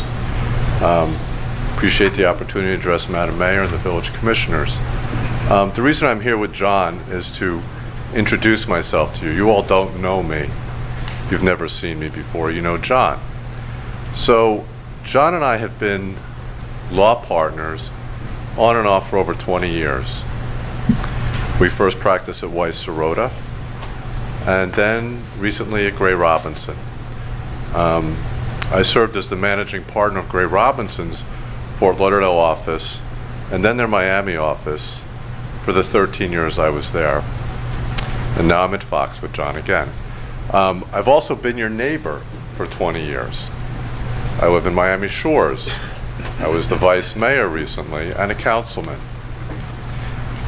I also serve as the general counsel to your neighbor to the north, North Miami, to their community redevelopment agency. And I've done that since its formation in 2005. So the reason I'm sort of introducing myself to you, I work with John. John is an excellent local government attorney. I do the same work. I don't do it here, I do it in other jurisdictions. North Miami Beach, Hallandale Beach, and other cities. But I want you to know who I am. I want you to know, too, that you have someone in your backyard, basically, and maybe your side yard, who's here, who knows the issues locally, who works locally, knows the people in the area, and cares about the area. So I'm here in that respect, and also to tell you about our firm, which is over 900 attorneys. It's a large firm.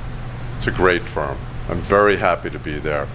I spent many years at Gray Robinson, also a great firm. But this firm has a larger platform. It has a further reach. And for that reason, I made the move to go to Fox Rothschild, and John joined me, along with some other Gray Robinson attorneys. But John has served you. I think he served you well. He's given you our proposal. And I think at this point, if you have any questions for John or myself, I'd be happy to answer them.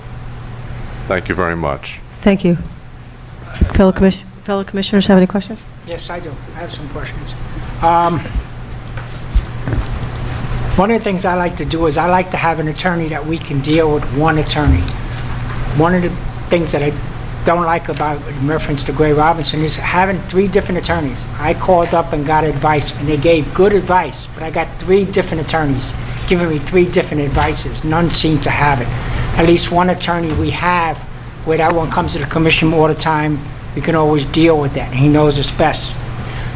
There was 3 articles. First off, I had a conversation with you, and I want to be sure that the commission knows that I had a conversation with you in reference to 3 articles that was submitted by one of the commissioners to the city manager to pass on to the rest of the commissioners. I would like for you, if possible, if you can deal with those 3 articles. Then the other option is, would you have brought in front of this commission the cost of doing this FEMA appeal? And would you thought that it was important that you should have brought it in front of the commission and given us a cost before it was done? Let me make a comment and then work my way backward to your 2 questions. As Steve indicated, we're committed to providing quality services to the village in a cost-effective manner and being familiar with your community, and we have those relationships with your adjoining municipalities that we would be interacting with county staff, county commissioners, and so I want to make sure that you are aware of that. As to the 2 questions, Commissioner Samari, that you've posed, I certainly believe, and as I said before, it's made very clear to me during the selection process that led to Gray Robinson becoming your attorney, myself being that representative, that costs were of concern and an issue to this community because of the lack of that you're very close to being maxed out on your millage rate, and so I certainly would back when I was your attorney, communicating with the manager and communicating with the commission to the extent that those questions were asked of me about what your costs were, and to the extent that that was a concern or issue of any of the commissioners moving forward with a particular project, certainly I would advise you what I think that would cost you, and answer any questions in that regard. I can't, there is a little bit of Monday morning quarterbacking there, but I certainly know that that's an important issue to this commission and to this community, and it's something that was, as I moved forward and was handling your legal matters, was of always an issue of concern for me in making sure that we were ultimately going to be within budget at the end of the fiscal year. As far as the articles that were distributed, you can Google my name and find a lot of articles that talk about me in a good light, and I think that the majority of those articles talk about my accomplishments or what I was doing or I have been doing for various clients over the years. And there's certainly going to be and I believe it is a significant minority, some derogatory comments about me and the firms I've worked for over the years and the work that we're doing for certain clients, because in this job I know one reality and one truth is that you can never please everyone. I think that you all understand and know that, and there are going to be naysayers and complainers out there, irrespective of how good you may or may not be doing the job, whether it's that your perception or that of your bosses.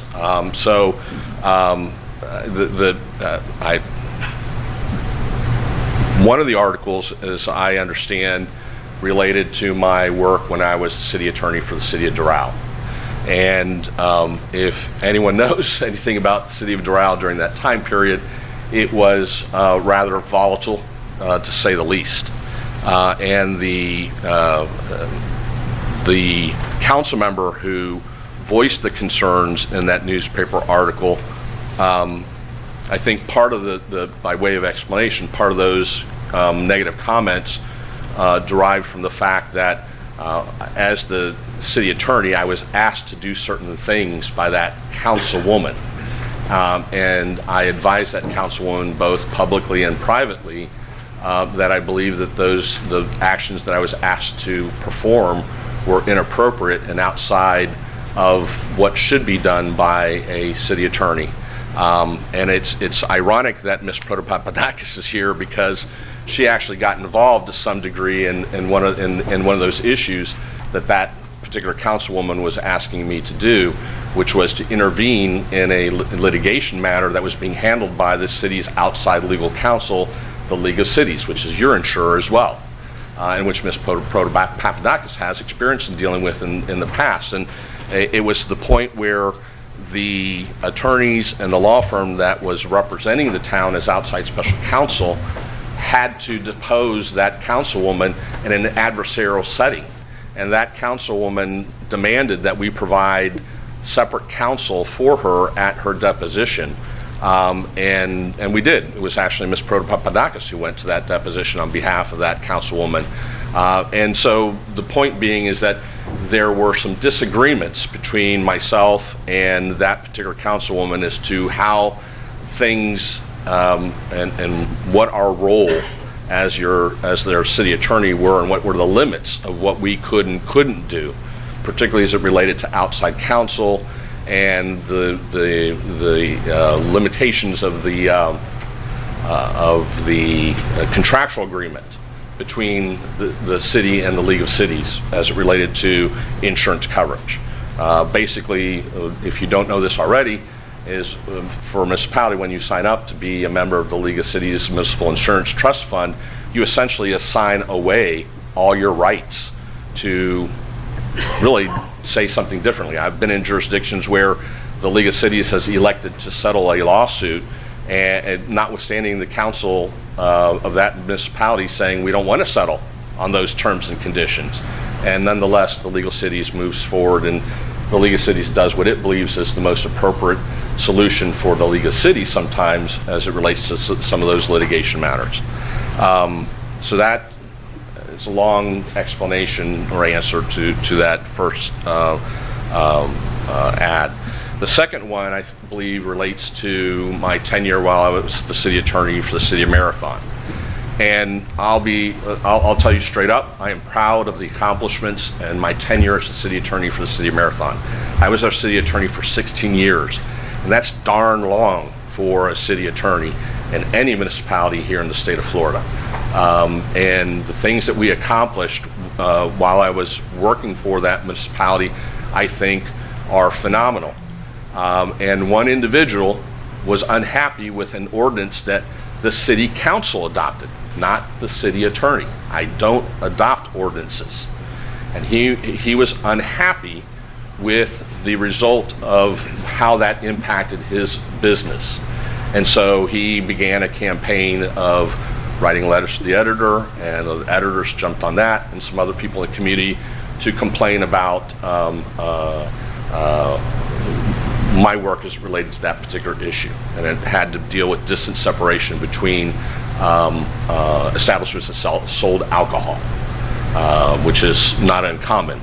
And ultimately, that was the genesis and the reason for those newspaper articles that were negative to my performance during that time at the City of Marathon. The third article, I'm not quite sure what it was about, to be honest with you. So I'm not in a position to answer it. Thank you. If we hire your firm, are you the one that's going to be representing us, or are we going to be having different people? It will be me, just as it was before when I was with Gray Robinson. Okay, thank you. Any other commission questions? No. No. Thank you so much. Thank you. We'll have the second presentation by Gray Robinson.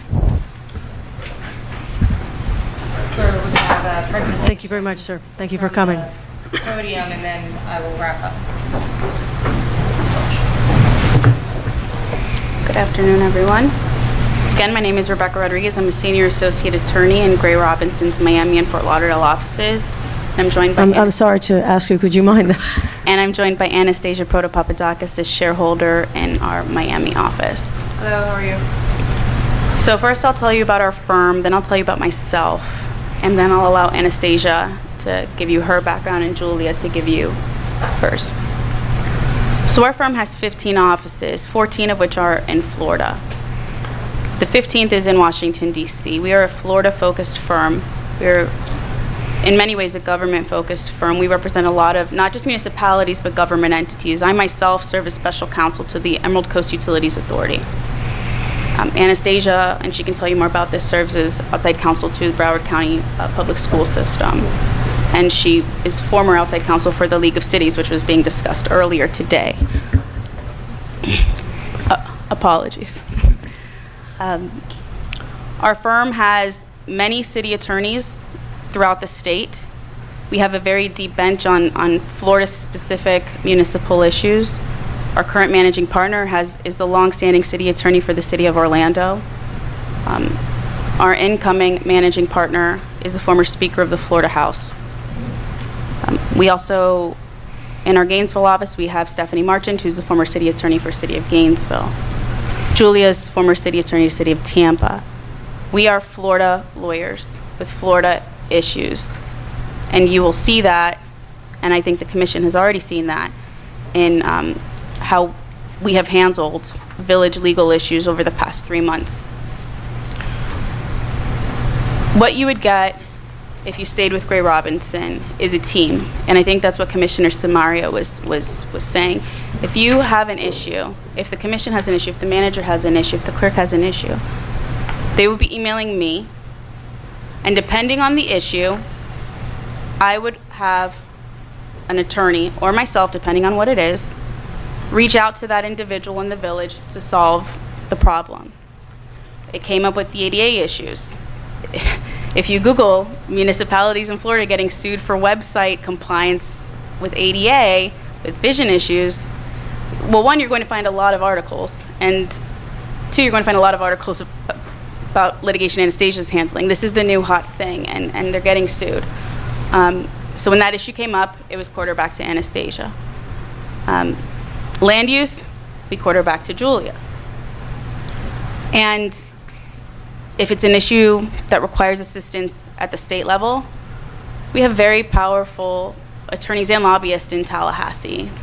That's one of our biggest strengths for our government entities around the state. And we also have, if it's an issue at the federal level, which we're seeing now with the FEMA claims, we have very powerful lobbyists in Washington, D.C. Our firm is growing. We recently, I think a week ago, acquired a large municipal firm, Thompson Sizemore. And we're here, we're not going anywhere. Our South Florida offices are not niche, they're not experiments. We have offices in Miami, Key West, Boca Raton, West Palm Beach, Fort Lauderdale. We're here. We're in Florida, we're throughout Florida, and I would be hard-pressed to think of a legal issue this municipality could have that our firm could not solve with the deep bench that we have. And now I'll turn it over to Anastasia. Good evening. My name is Anastasia Protopapadakis, which is a long last name and one that many have trouble with. I am a litigator by trade, so I deal with litigation issues. And for the first 6 years of my career, I did litigation solely for municipalities.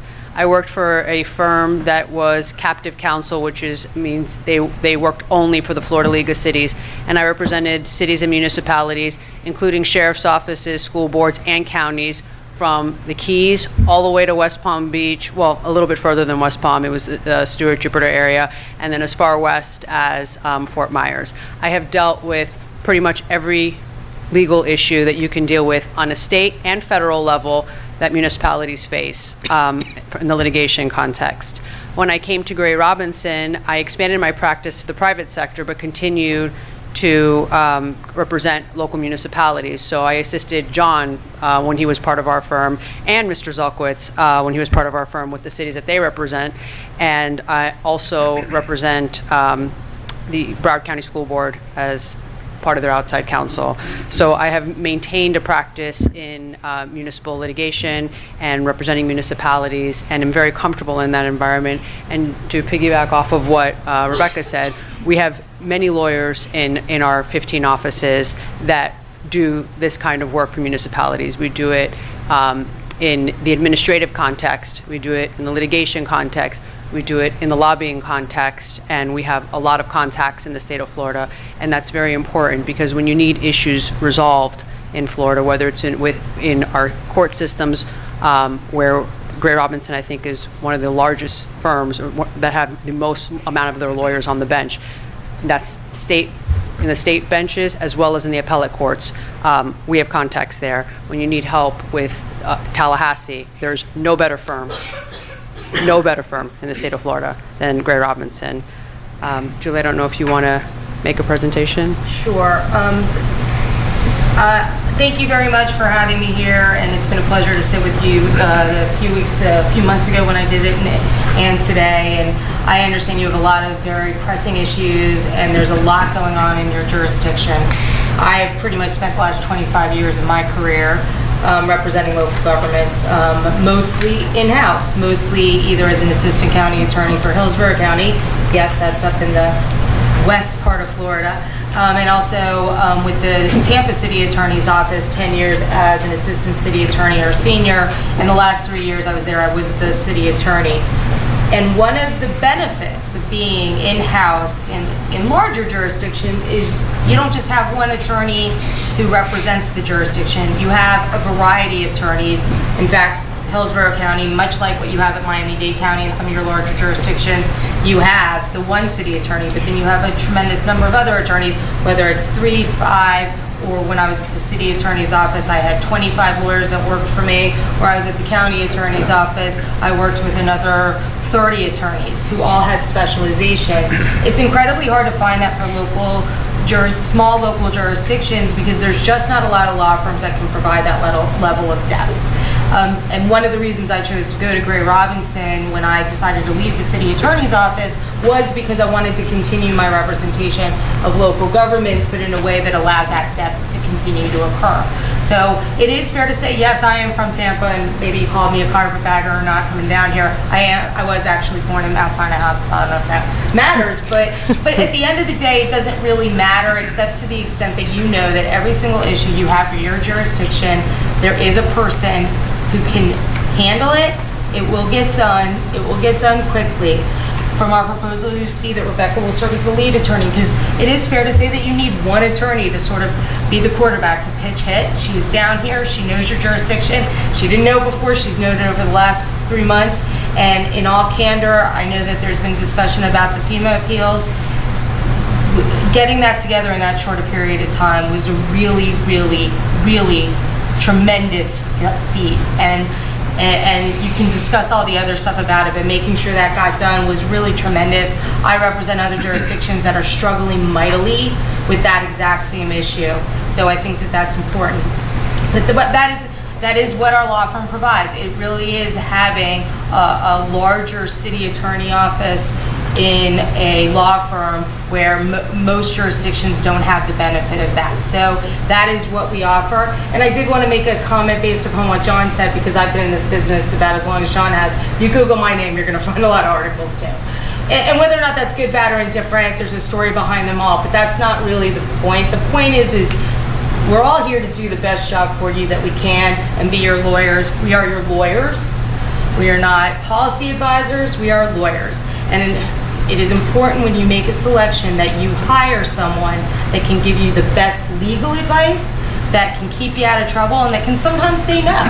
Because our job at its worst and best as lawyers for governmental entities is sometimes to explain why you can't do something, which is the least fun part of this job, but we all have to do it. I really appreciate this opportunity. It has been a tremendous pleasure. And I really do believe that for your needs at this time, that Gray Robinson serves you the best. Thank you. Thank you very much. Any questions? Yes. Yes, I have some. Commissioner Smith. If we hire you, well, first off, was your firm, and I hope I can explain this right, wasn't your firm with him, when he was there? How come we never seen any of the other attorneys come down here? We only had to deal with him. What's making it different now? Are we gonna be getting one attorney, or are we gonna be getting 3 different attorneys? And is the cost gonna be extra? What our proposal is that Rebecca is serving as lead attorney, and if there, much like when I was the city attorney for Tampa, there was a city attorney, but if there was somebody that you needed for a land use item, you went to the land use lawyer. And that's up to Rebecca to be as the lead attorney, to be the person who is quarterbacking that for you.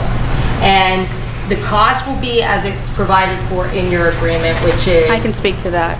Yeah, I can speak to that, because I think there's some confusion about what our pay structure is. Whether you get our managing partner or a lawyer who was admitted yesterday, our firm charges a flat fee for every lawyer, and that fee is $225 an hour, I believe.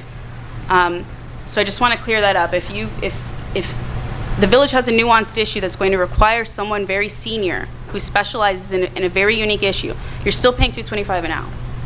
That doesn't change. The only thing that changes is you would have access to a lot of Florida lawyers at that rate. Very senior lawyers, very experienced lawyers at that rate. And what was the other question, Commissioner Samari? Well, that answers the rate question. One of the concerns I have is this appeal process that we're doing right now. It was never brought in front of the commission what the cost was going to be for doing those 3 appeal processes. Don't they have a certain amount of money that they allowed, that we budget, that the commission passed budget for them all? Shouldn't this have been brought in front of the commission? I can speak as to how we will be billing it.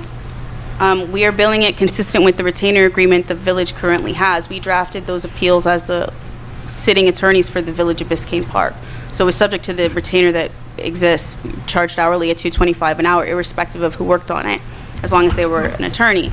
I know that before H2O said they wouldn't do it, they did provide a pretty... I'll let you speak to that because I don't recall the amount, but we are not billing what H2O would have billed you, I can tell you that. H2O offered to do the appeals for an additional $40,000 on top of what we'd already paid them. And so I believe I don't think attorneys ours can will do be half that of for that. considerably less. Okay. See if I can understand this, Kevin. What is, and I wasn't on the commission, so I don't know the answer to that, that's why I'm asking you.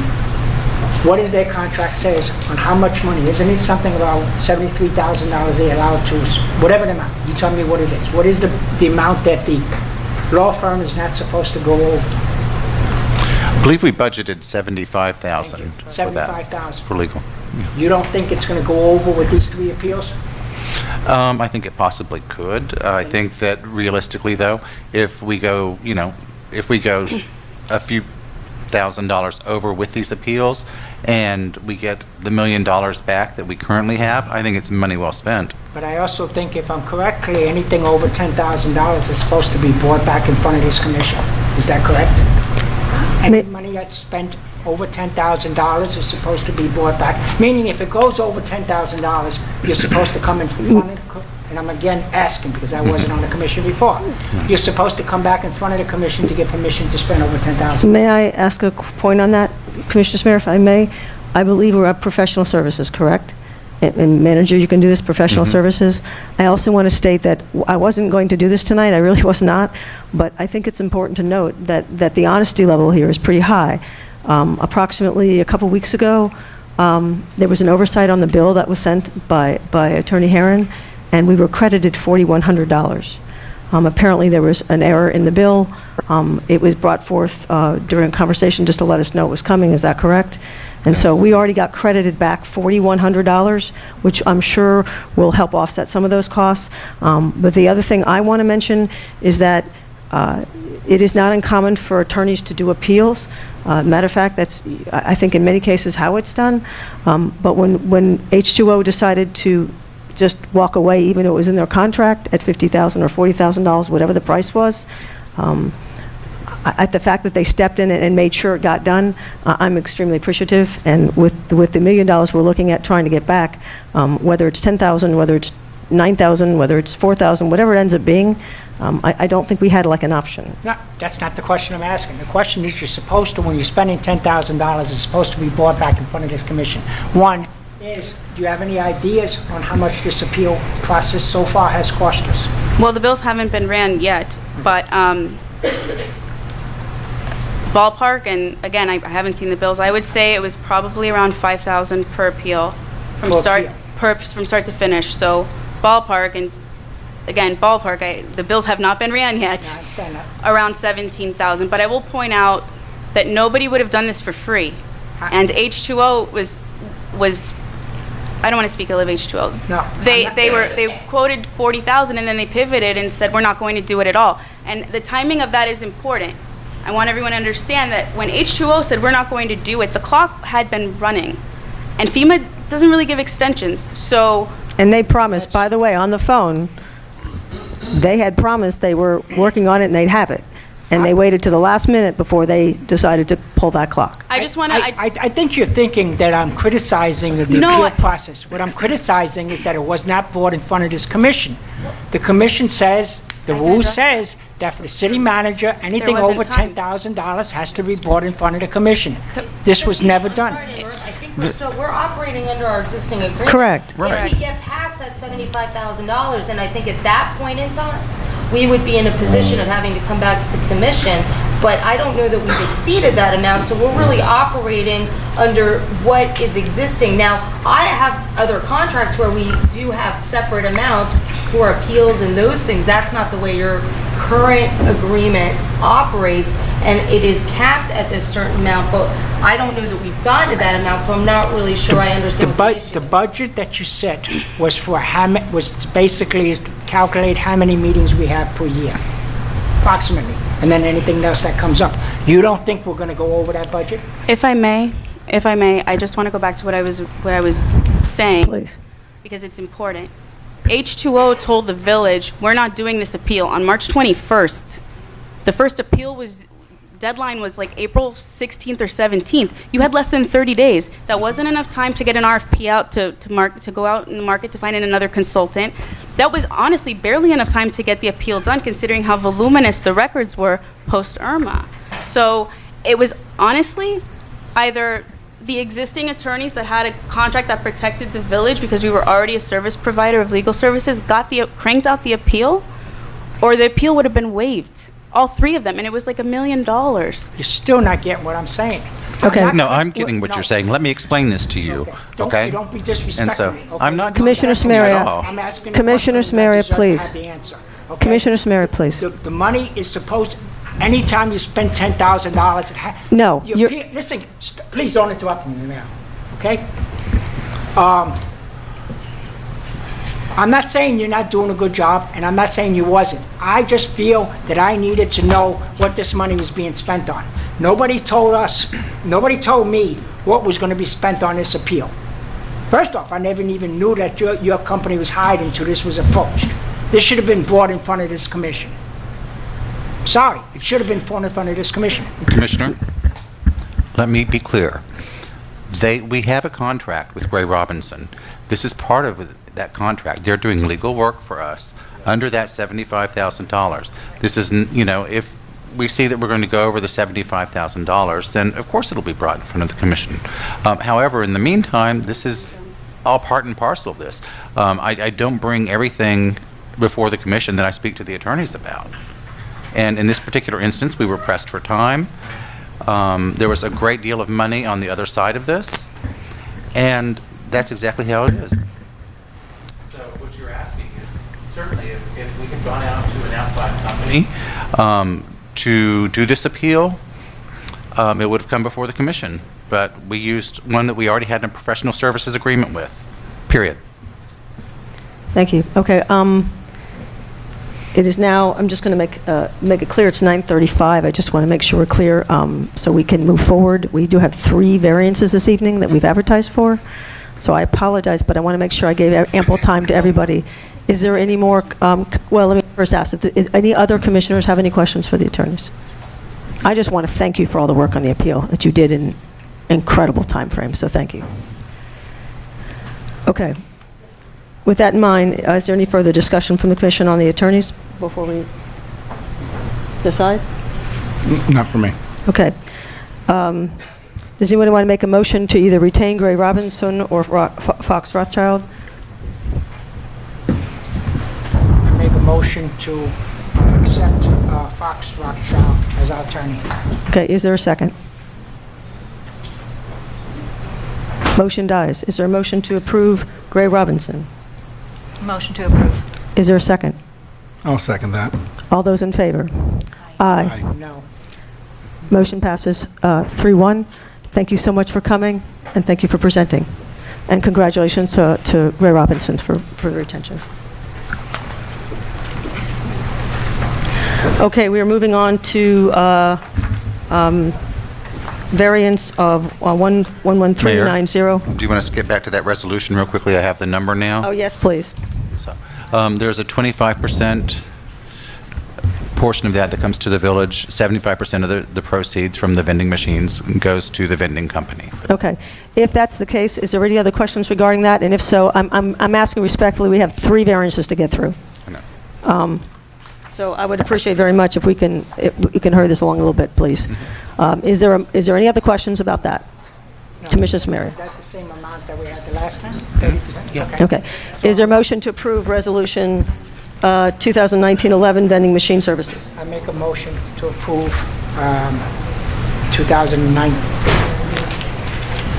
2019-11. Make a resolution to approve 2019-11 vending machine service agreement. Is there a second? Second. All those in favor? Aye. Motion passes 4-0. Okay, we have a variance. I'm going to try and shorten things up a little bit, I'm going to ask the attorney if this is possible. Read the four reasons why variances, all 4 pieces that the variances must be granted. I think I put that in front of you also. I gave you, okay. And then maybe we can swear. Can we swear everybody in or not? You can swear everybody in right now. That's Beautiful. We'll swear anybody who wants to speak on any one of the 3 variances. You will be sworn in at this time. Okay? We'll take one variance at a time. We're going to start with the variance of 11390. Then we'll move to, if it's no objection to the council, just to make sure these variances get through, I'm going to move my A12A down below the last variance so we can get all 3 variances done. Is there no objection from the council? Okay. Got that? Okay. So, with that, I'll turn it over to the village attorney, Attorney Mandel. Thank you.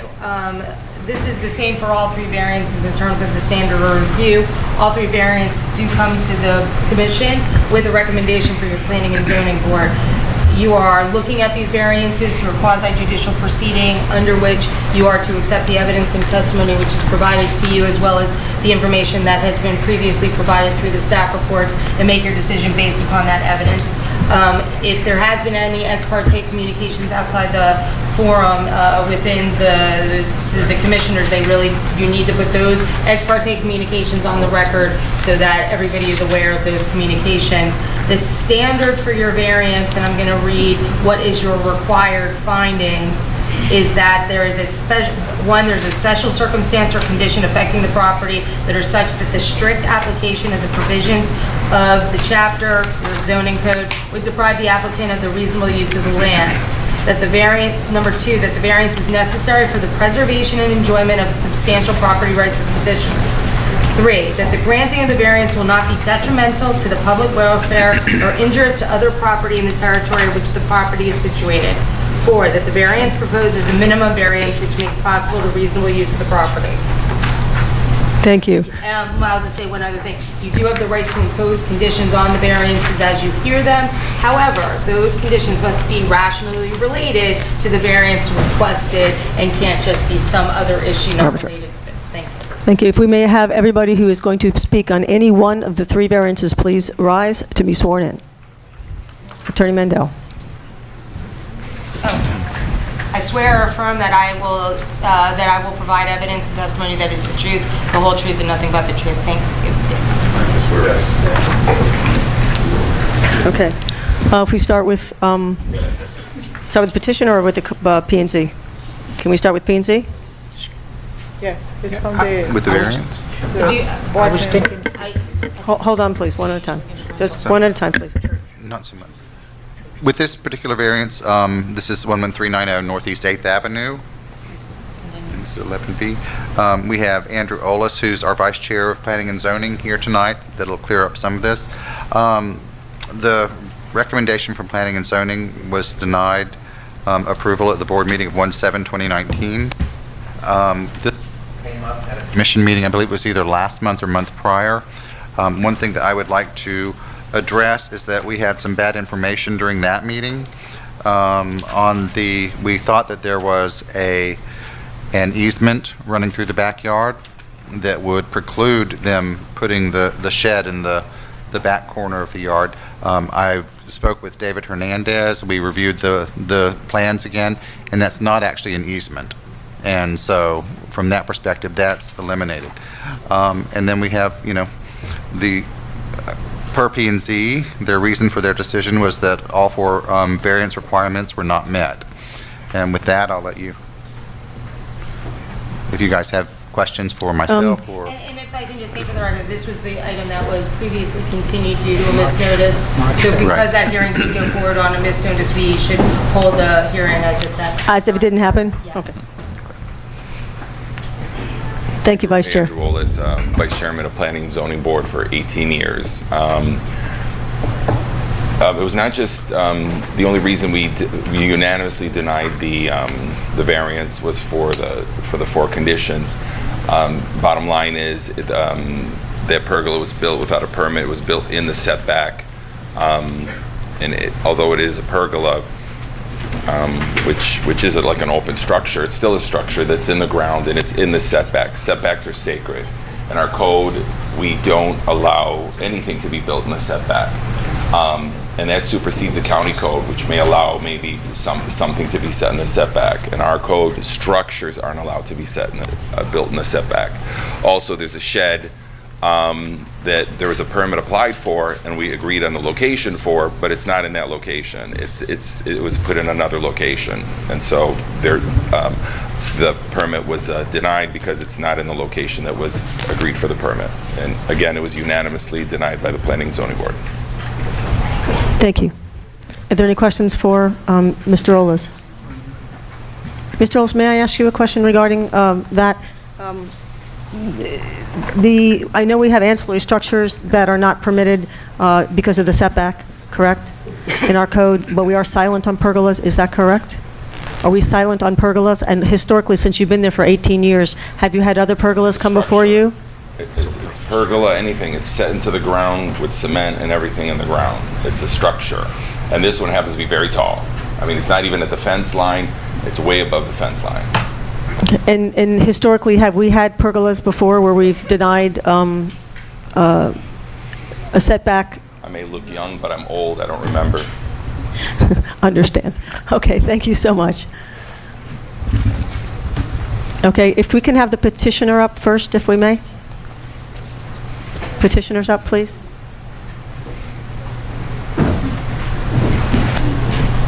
This is a do-over. So if you could present your case, please. Thank you. Marie Emmanuel Tiard, and it's 11390 Northeast 8th Avenue. I'm Laurent Nangyo. Thank you. Do you guys want to go ahead and present? Yes, we have letters here, well, actually affidavits that are signed by our closest neighbors, accepting the, I guess, the various requests for the pergola and the shed. Madam Mayor? Yes. We have two of the letters on the attachment. We have the two letters already on the attachments? Okay. Well, you have two of the four. Oh, there's four now? Yes. Okay. We provided them by email to Jean-Paul. Okay. I haven't had a chance to review them, but I'm looking at them, they all are notarized, and that was one of the criteria.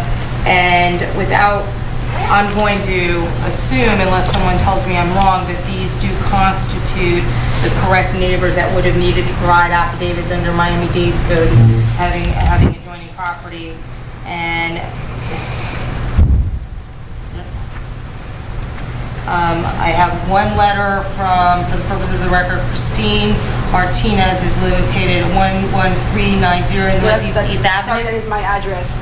Christine is... Oh, okay. Oh, I apologize. Yes, she's vice... Right across the street. From us. Okay. Yes.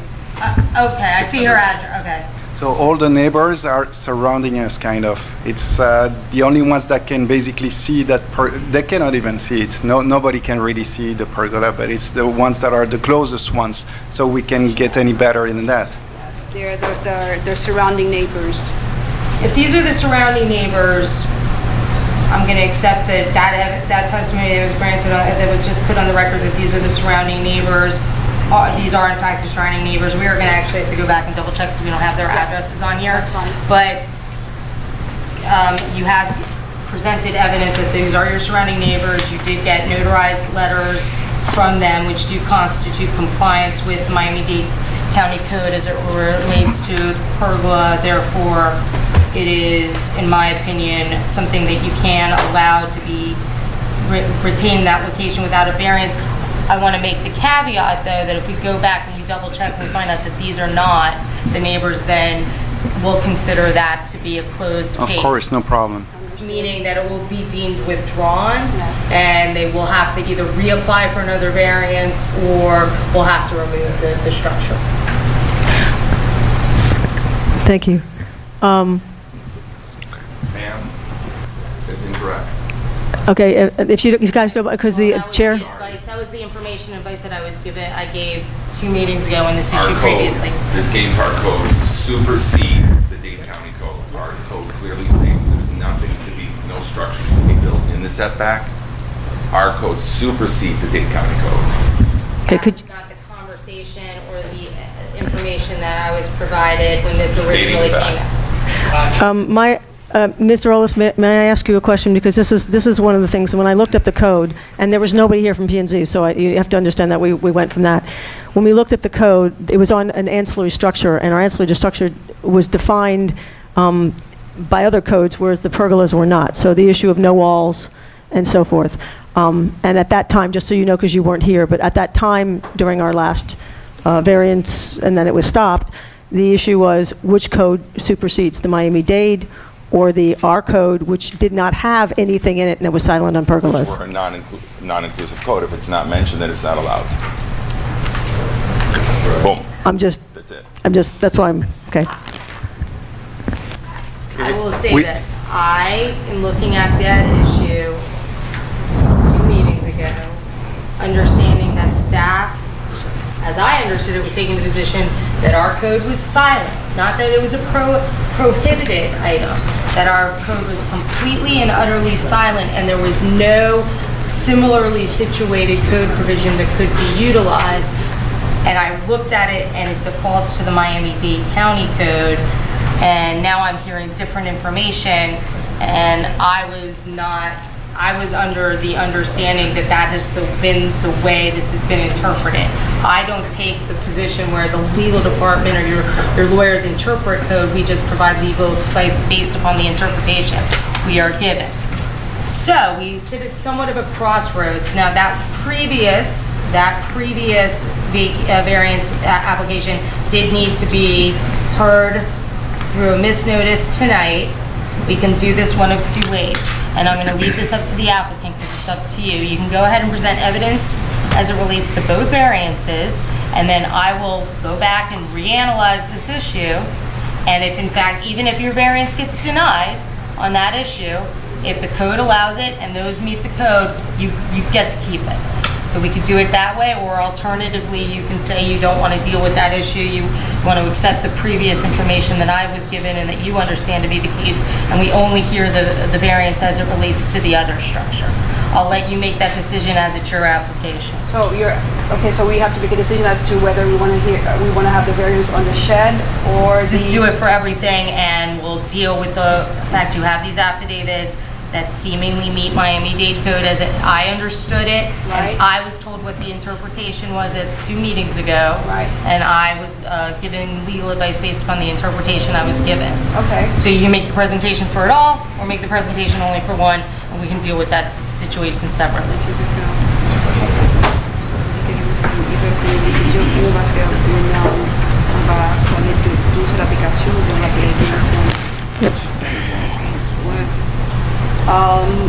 We'll proceed we're doing we're continuing the variance request for both structures.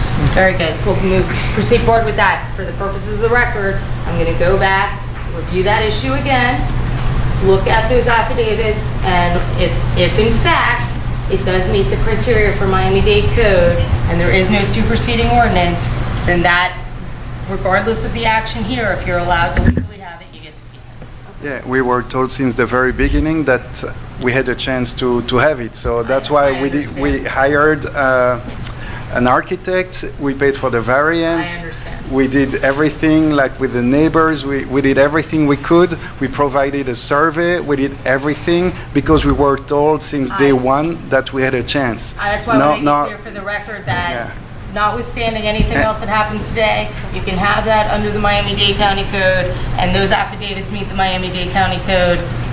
It is something that you can proceed forward with. We even got the shed approved by the inspector and everything. So. Understood. Okay, do you want to continue on the shed itself? I know you went to the pergola. Is there anything else you want to report on the shed?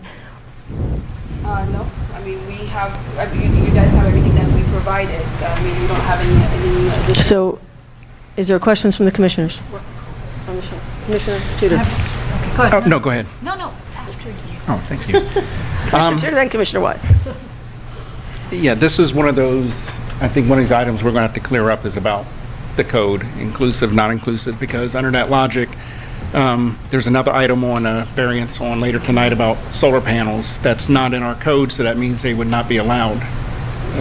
Is my understanding from the testimony from the P&Z board member. I'm of the mindset that if our codes are not addressing the issue, then we should be falling back to the county code, which covers pergolas, and it's very specific about that. If they're under 100 square feet, which I think this is 11 by 9. It's 99. 99 square feet, so it's right there. They lay out the required setbacks. I think these are the type of items, and I'm just going to make a general statement real quick. These are the type of items, this and another issue that's coming up, that if we feel that if P&Z or the administration feels that we need to address, they need to bring it forward to the commission so that we can discuss it and possibly draft code to cover the issue. And it really is kind of it.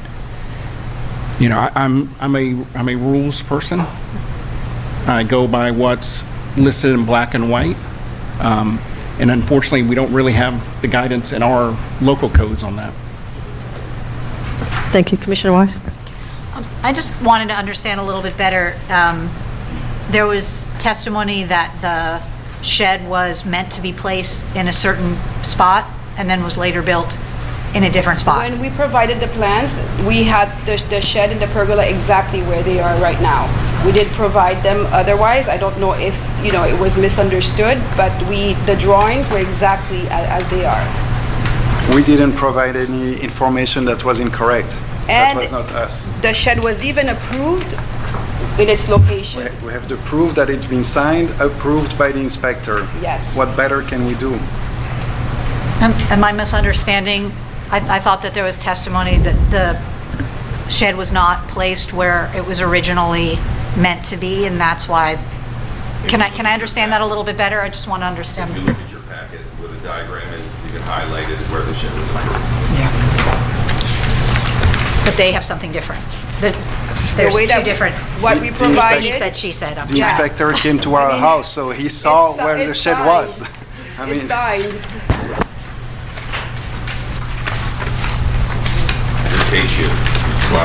Page 2. Thank you.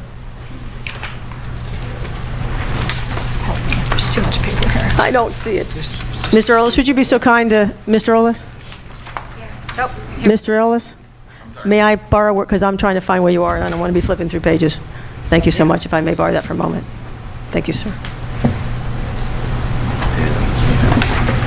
Okay, so that's very true.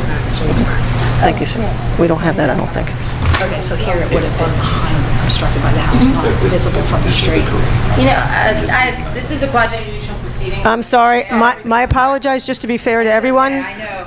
But fair to everyone, this is the survey. This is the survey. I just want to make sure, Attorney, I'm correct on this. This is the survey that he's... It's in the packet. It's in the Yeah. All right, good. I just want to make sure everybody in the audience knows as well. Thank you, it's now here. It's right before the page, yep. And of course, we have no control over the building department, what they're approving, we do our job in P&Z. Beyond that, we don't follow up or check on where things are placed or whatever. We look at the plan, we approve it, and we move on. Is this the one that was showing you, was the one in the place in the back was the one that you seen, right? You didn't see this one? The one that's in the front? 'Cause it looks like... Well, that's their variance application. That's their latest survey, not That's what they're trying to do Right. now. Yeah. What we saw It was the one in the attached back. to the permit What planning and zoning is approved? this. And did you approve the one that was in the back? Yeah. I mean, here, in your package should be the permit and the diagram. Thank you so much, sir. So, the testimony from the vice chair is that the shed was supposed to be adjacent to the north of the pergola. What Rick requested was to have the shed exactly where it was supposed to be, because we wanted to have the pergola in the back because we didn't really have any space to put it before the shed. It doesn't really make sense to have the pergola there and then the shed in the backyard where we can't really enjoy the backyard. I mean, we have limited space. And that's exactly how we provided it to the city. We didn't, I'm sorry that there was a misunderstanding between them, but that's not how we requested the variance or the permits. May I show you what they're referring to, Yes. so we're on the same? Okay. This is, and so everybody in the audience as well, this is the permit application, okay? On the back of the permit application is the highlight where they're saying that it was done. Well, it wasn't highlighted like that when I was... You'll have to, I'm sorry, if you don't mind, at the mic, thank you.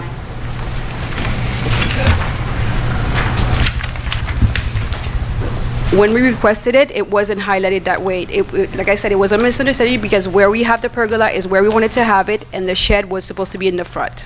Okay, so there is a discrepancy in that, Attorney Mandel? That is correct. I believe both parties are absolutely are specific about what is or is not, so I'm trying to find how we can we clarify this? Okay. Is there any way to? Yeah, but is the shed allowed to be, where it is right now, is the shed allowed to be there? No, I'm talking to him. Okay. To you. No, it's in the setback on the side of the house. Thank you. So, actually, if you find any other spot to put that shed, I'm willing to put it there, but I don't see where we could move it to. Okay. That would be a better place than where it is now. Okay. Thank you. So there is one discrepancy that if Manager Manners could perhaps reach out to and find out whether or not that was an original application, because I think that is pertinent here. I must accept the testimony of the vice chair of the board that that's what they approved was next to the shed and not in front. There's definitely a misinterpretation there of where it was put. I do have a question regarding the permit. So when they applied for the retroactive permit, that was because according to our records, it was placed without a permit in the wrong location. Is that correct? And they were charged a double permit fee? I just want to make sure. Let me just look through this real quickly and come up. Yes, there was a double fee charged. It was due to a code enforcement. That was brought through in code enforcement, yes. Okay. So that's where the permit came in. So in order to be charged a double permit fee, they would have had to put the permit, and I want to just back up from Mr. Ollis, I just want to be clear, the sequence of events. So when they came before you, that was after the shed was already in or before the shed was in? It was already in, but we approved it for the location that's highlighted. But they did everything without a permit. Okay, so the shed was installed without a permit. They came back before you. You then approved what you thought was the location, to your knowledge. Yes. And in their case, they believe since it was already installed, they clearly was going to keep it at that location. Okay. So clearly there's I would assume so. Yeah, okay. Thank you very much. Yes. As I brought, and I exaggerated at the last commission meeting, or the meeting before that, when I said if you put up a building Or let's say if you build a kitchen and you did it without a permit, all of a sudden you're going to when they find out that you did it without a permit, are you going to tear the kitchen down and do it again? The problem I have with this is this was done without a permit. And that's my problem with this. Just to be fair to everybody else, if there's no questions left from the commission, you have a question, Commissioner Tudor? No. I'd like to make sure everybody else is allowed to testify, so if we can take any other public testimony, please, at this time. Thank you. If we have any further questions, we'll call you back up. Thank you so much. Gary Q, 111th Street. I'm hearing that they have a permit. It was denied by planning and zoning. How did they obtain a permit? How does something... I mean, how does that happen? No, what they said, Mr. Kuehl, just to be clear, and that's what I was clarifying, is they built the shed without the permit. When they went in front of P&Z, P&Z was under the impression it was in the backyard. They are saying that that was not the case, that it was always in the front. I understand all of that, but did I misunderstand the village manager that there was a permit issued for this? My understanding is that there was an after-the-fact permit issued, PB 180523. Well, let me finish, and then you can talk, okay? Okay, well, I don't understand that. That makes no sense. If P&Z designed it, they shouldn't have been able to get a permit. But beyond that, remember, there's setbacks, and this is built entirely in the setback. And if you wave the magic wand or come up with some reason to accept this, you now set a precedent. You're now telling everybody in the community, put your shed wherever you want, build your pergola wherever you want. Bear that in mind, because how can you approve one and deny another? Okay, this is in violation of our code, and it is the prerogative of the village to be more restrictive than the county. The county may allow it, we do not. Thank you. Thank you, sir. If I could just say for the purposes of the record, notwithstanding the fact, and it sounds like there's some confusion as to whether or not, and I haven't got clarity on it, an after-fact permit was granted. Just because the permit was granted doesn't mean that the jurisdiction to grant or deny the variance wouldn't supersede that. And I think that we need to all be clear on that, because you don't want to get into a position where we're stopped from making a decision, and it doesn't sound to me that we are. So, notwithstanding the fact that maybe a permit was issued, maybe it's not, maybe that's another conversation for another day, that doesn't take away your right to make this decision. Thank you. Just state your name, if you would, and address, please. Thank you. Sure. My name is Christy. I live at 11389 Northeast 8th Avenue. I am the direct front door neighbor of Marie and Mr. Thread. Here today to state that their property, whether it's considered a grandfather in or not, or whether a code or not, their property is very different from many properties in the city. When they bought their property, they had a driveway already set within a setback. So their house, their driveway is made out of concrete, is on the line of their property. They put that shed, when they did it 5-6 years ago, I'm not sure when, on that land piece of concrete. The only place that they can put in their house. They don't really have a backyard. They don't really have a side yard. That's all they have. So at one point, following code or not code, that concrete driveway exists, and that shed was put on that concrete. With every code, with every variance, there are ways to waive when you look at people and what they do. And I believe if it's in effect, if it affects someone personally, in someone's way of living, you know, that shouldn't deter someone or make someone offensive because of it. I believe that these are neighbors that are good neighbors. They don't bother anyone. They tend to their yards. They're exemplary. They trim their trees. They throw out their trash. They are great neighbors, and to deter them from doing something that can enhance their lives for something that's code that's not written, going back and forth, something that should be probably grandfathered in, is, to me, I find somewhat a bit ridiculous, and I think this is something that the commission should look into possibly waiving. Thank you. Any further testimony from the public? Chuck Ross, 11166 Griffin Boulevard. I just want to weigh in on the inclusiveness of our code.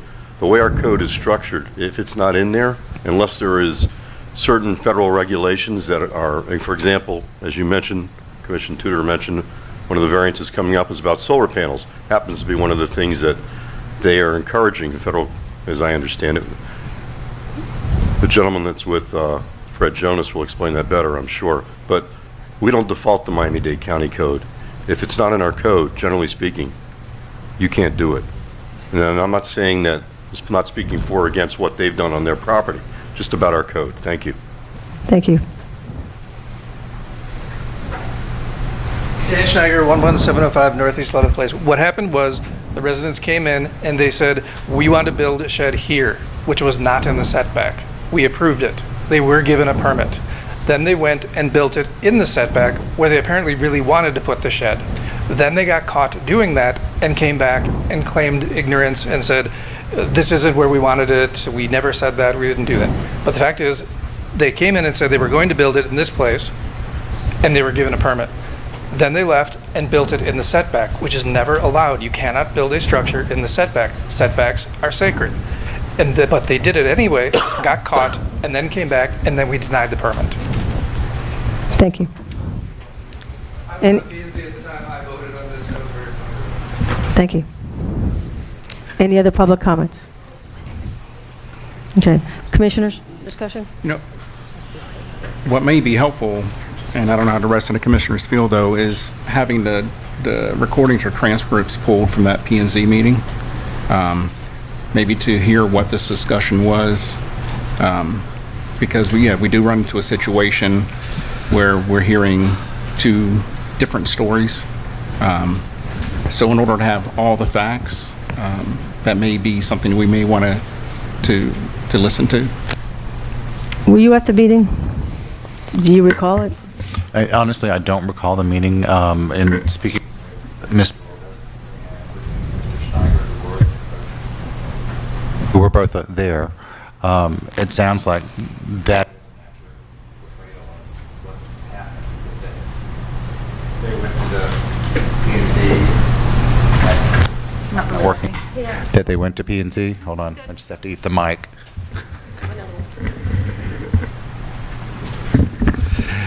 That does seem like the accurate portrayal of what happened is that they went to planning and zoning, got one thing approved, put the shed on the driveway instead, which was in the setback. And so that's my understanding of the sequence of events with that. So. Thank you. Commissioner Wise, anything? Yeah, I mean, I appreciate your recounting, Manager Manners, and I concur with Commissioner Tudor. It would definitely be helpful to have an accurate recounting. It's just, for me, it's just a little confusing because here we have a concrete slab highlighted. There's nothing that says, it just says CS. It doesn't say this is where the thing's going to go. But then here we actually have, I mean, this is current, I understand. I just have a hard time thinking ill of my neighbors that they would just try and pull a fast one. I could be being totally naive, but this seems like an awfully hard and long battle to fight. It seems like it would be quite easy to move the shed over to the existing concrete slab. Why wouldn't they do that if they had got caught with their hand in a cookie jar? Why wouldn't they just go, all right, we'll move it over? I'm sharing my processing right now. At the end of the day, I don't think things should be built without a permit. I think it's wrong. I agree that the setbacks are sacred. I also agree that there are peculiar properties, and to grant a variance on a peculiar property, even though a variance runs with the land, that property will always be peculiar. Any owner will deal with those issues. I think that is an okay thing to do, so long as we are very clear that we're not willy-nilly letting people build things inside of the setback. That being said, if something was done in an underhanded fashion, I don't think it should be allowed to slip through. So I have to be honest, I'm wrestling with this. I don't think people should be rewarded for bad behavior, but I also see the other side of the argument. since we're having, and I don't know how this, we don't normally do this, so I'm going to ask the attorney and to weigh in a bit on this.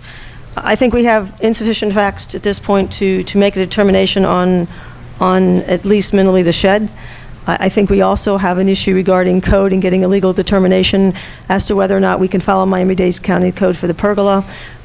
They have submitted letters. I personally understand the issue with the setbacks, and I do understand that Mr. Ollis has been doing this for a very long time, and he's volunteered and committed for an incredibly long time. And I do also agree that setbacks are sacred, but I do have an issue with our code, not planning and zoning, but our code, and how certain things are just not defined. Sometimes we have garden structures, we treat them like garden structures. Sometimes we treat them like ancillary structures. I just think we need to be clear on it, and if it's broken, we need to fix it from a legal perspective. But I also think we don't have a ruling on that either. So I'm kind of left here kind of juggling, and these poor people have been back now how many times? And I know because I had that with my fence. So they've already been back twice. I'd like to see what we could do to, can we do a continuance, and if we had to come back tomorrow just to finish this, for this one item? A couple of different things. First of all, it's up to the applicant to decide whether or not they want to proceed forward or not on their application. You have the evidence that you have in front of you, and you can make the decision based upon the evidence presented, and it's up to them to decide if they want a continuance or not to have a continuance. I'm concerned about not having enough time for something like that to roll over until tomorrow, because although we can continue it and the public hearing can go forward, you don't have enough time to properly notice a board meeting tomorrow under the Sunshine Law. So that is not something I would recommend. But I think first you have to find out from them, as it relates to this conflict that I maybe jumped the gun taking a position on several months ago, under the understanding that that has not just been the historic interpretation that looking at your code I thought was an appropriate interpretation, that if your code is silent as to something you default, I'm now hearing that's in fact not the way it has been interpreted. Notwithstanding, you still can look at the pergola variance and we could deal with that regardless of whatever that is.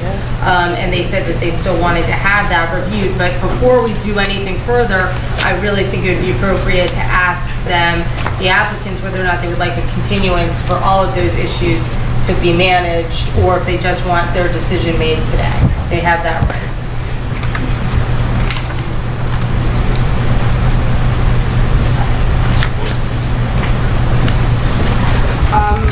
I just wanted to state one thing. If we had the shed where it was, why would we ask for a permit and then, have the permit be granted if we thought that we would have to move it in the back? So we asked specifically for where the shed and the pergola are at this point. So we didn't pull a fast one on anyone. So I just wanted to point that out. Yes, we would like to continue with the variance request for those two items. You want to continue those? Yes. I would just recommend you continue those to your next meeting, continue that on the record, and that way it can be heard at your next meeting, and during that period of time, the issue as it relates to the Miami-Dade Code can be resolved. Okay, is there, do we need to make a formal motion for that? Attorney Mandel, do we need to make a formal motion for that? I'll do it again. Would you like me to to state a motion so that you can? Yes, correct. Do you have the date for your next meeting?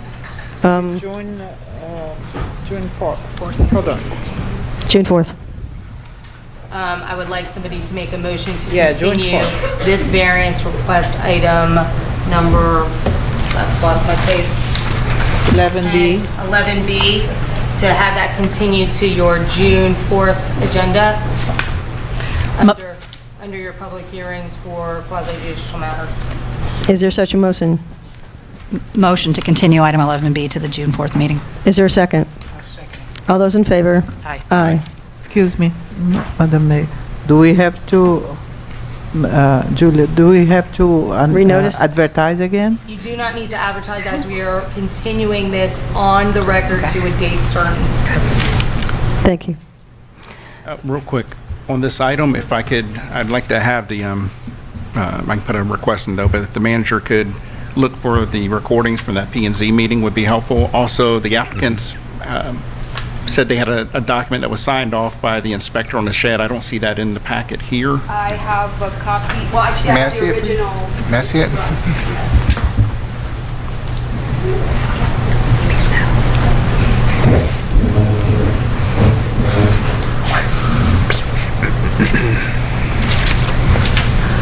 And while they're doing that, I just want to time check on an agreement with my colleagues that, if need be, we will finish the 2 variances this evening, and anything else can be put forth on the next agenda. If there's any objections? There is no objection. Okay.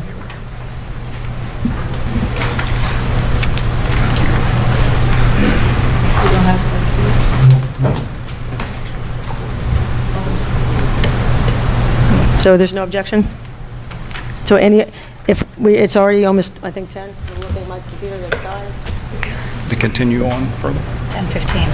It's 10:15. It's 10:15. If there's no objection to everybody in These agenda items that we're going to move over to June doesn't count against us, because as I have been told, you're only allowed to put 2 items on the agenda. I have other It's the stuff that's same, gonna come. it's the same for me as well, sir. Then I have a problem, 'cause I have If a we- couple if we items need- that- I have a couple items for June's agenda. Well, we don't have a choice, because at this point, it's 10:17 at night. If those are holdover items, I wouldn't consider them part of the policy. Okay. I would consider them holdover. Okay, perfect, thank you. All right, so we're going to go ahead and move on to variance 918 Northeast 119th Street for solar panels in the front of the house. Before we get started on this, I need to make a comment, because what I understand, and this is somewhat similar to the last case, is that there is no provision in the Village of Biscayne Park Code for solar panels. So, my concern is that I can look at your code and see there's no provision for it, and then I have no understanding how we move forward with a variance to something that is, because it's not allowed, is by default prohibited. You cannot get a variance to a prohibited item. That, therefore, it is, I'm going to give, but the applicant speak to that, but it's my recommendation that we go ahead and also continue this item, so we can research how these play together, because the truth of the matter is, if it's not allowed, and there is no default anywhere else, and it's prohibited, by virtue of it not being allowed, it's prohibited, then you by default would not be able to take an action on his solar panels that he is requesting, regardless of the location, because it's my understanding this is a locational question, and it sounds as if we've gone beyond it being not a locational question, but almost a use question. If I may. And that's the concern I have after I've listened to some of this conversation. If I may.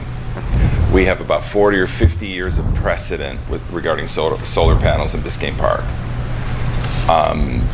The Code Review Board, 7 years ago, I was on the Code Review Board. There's a bunch of people here that were on the Code Review Board. We spent 7 years redoing the codes. One of the items was to include were you on the Code Review Board? You were on the Code Review Board. You were on the Code Review Board? You were on the Code Review Board. We have a whole book of redone codes that no one ever looks at. We spent 7 years on the project. So anyway, but we have about 50 years of solar panels going in Biscayne Park. They've gone through permits. In the 15 years or 18 years that I've been here, we've approved maybe like 8 or 9 houses with solar panels, with a precedent in how it's done. Well, can I ask a question? We call them common law solar panels. Okay. I'm a common law resident of Biscayne Village of Biscayne Park at this point, but what I guess my question is, and when I first reviewed this was a concern that I had was, what are we varying from? What is the code section we're varying from to allow them to? Why don't you let me make my presentation, and then you can ask. May I, if you look on what I handed, on section 1.4.1, under general intent to foster the preserve, and help me out, because I believe that this is what was said during the meeting at one point. To foster, preserve public health, safety, comfort, and welfare, to aid in the harmonious, orderly, and aesthetic, pleasing, and social beneficial development of the village in accordance with the comp plan. I don't know if that's the correct code, but I know there's a harmonious piece, and that's what they keep quoting. Okay. I hate to interrupt you. In order to grant a variance, you have to have a code provision that actually is applicable that you can't comply with. Okay. And those are the standards upon which your variance is being reviewed by. I can't give you an answer right now because I was under the understanding that it was the way your code worked, and it was a conversation that we had 2 months ago. In fact, I looked at it and I agreed with it, was that there's a default position. And with that, I understand that Miami-Dade and other jurisdictions that you have looked at in their building codes do have, actually Miami-Dade County in the building code does have a provision for solar panels.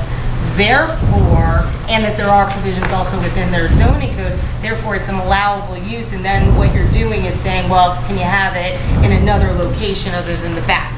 I just, if y'all want to move forward, that's fine. But be aware that if I look at this and I determine that that's now a prohibited use, this could be a great exercise, but my opinion is not going to be any different for this than it's going to be for any other use that isn't specifically put in your code. Notwithstanding, I hear what you're saying about the precedent. We've got to treat everything similarly, and I do fear your code doesn't have a lot of things in it. It probably should, and I'd love to see the work that y'all have put together because I think it would save some time, but that's what my concern is, especially after the conversation we just had.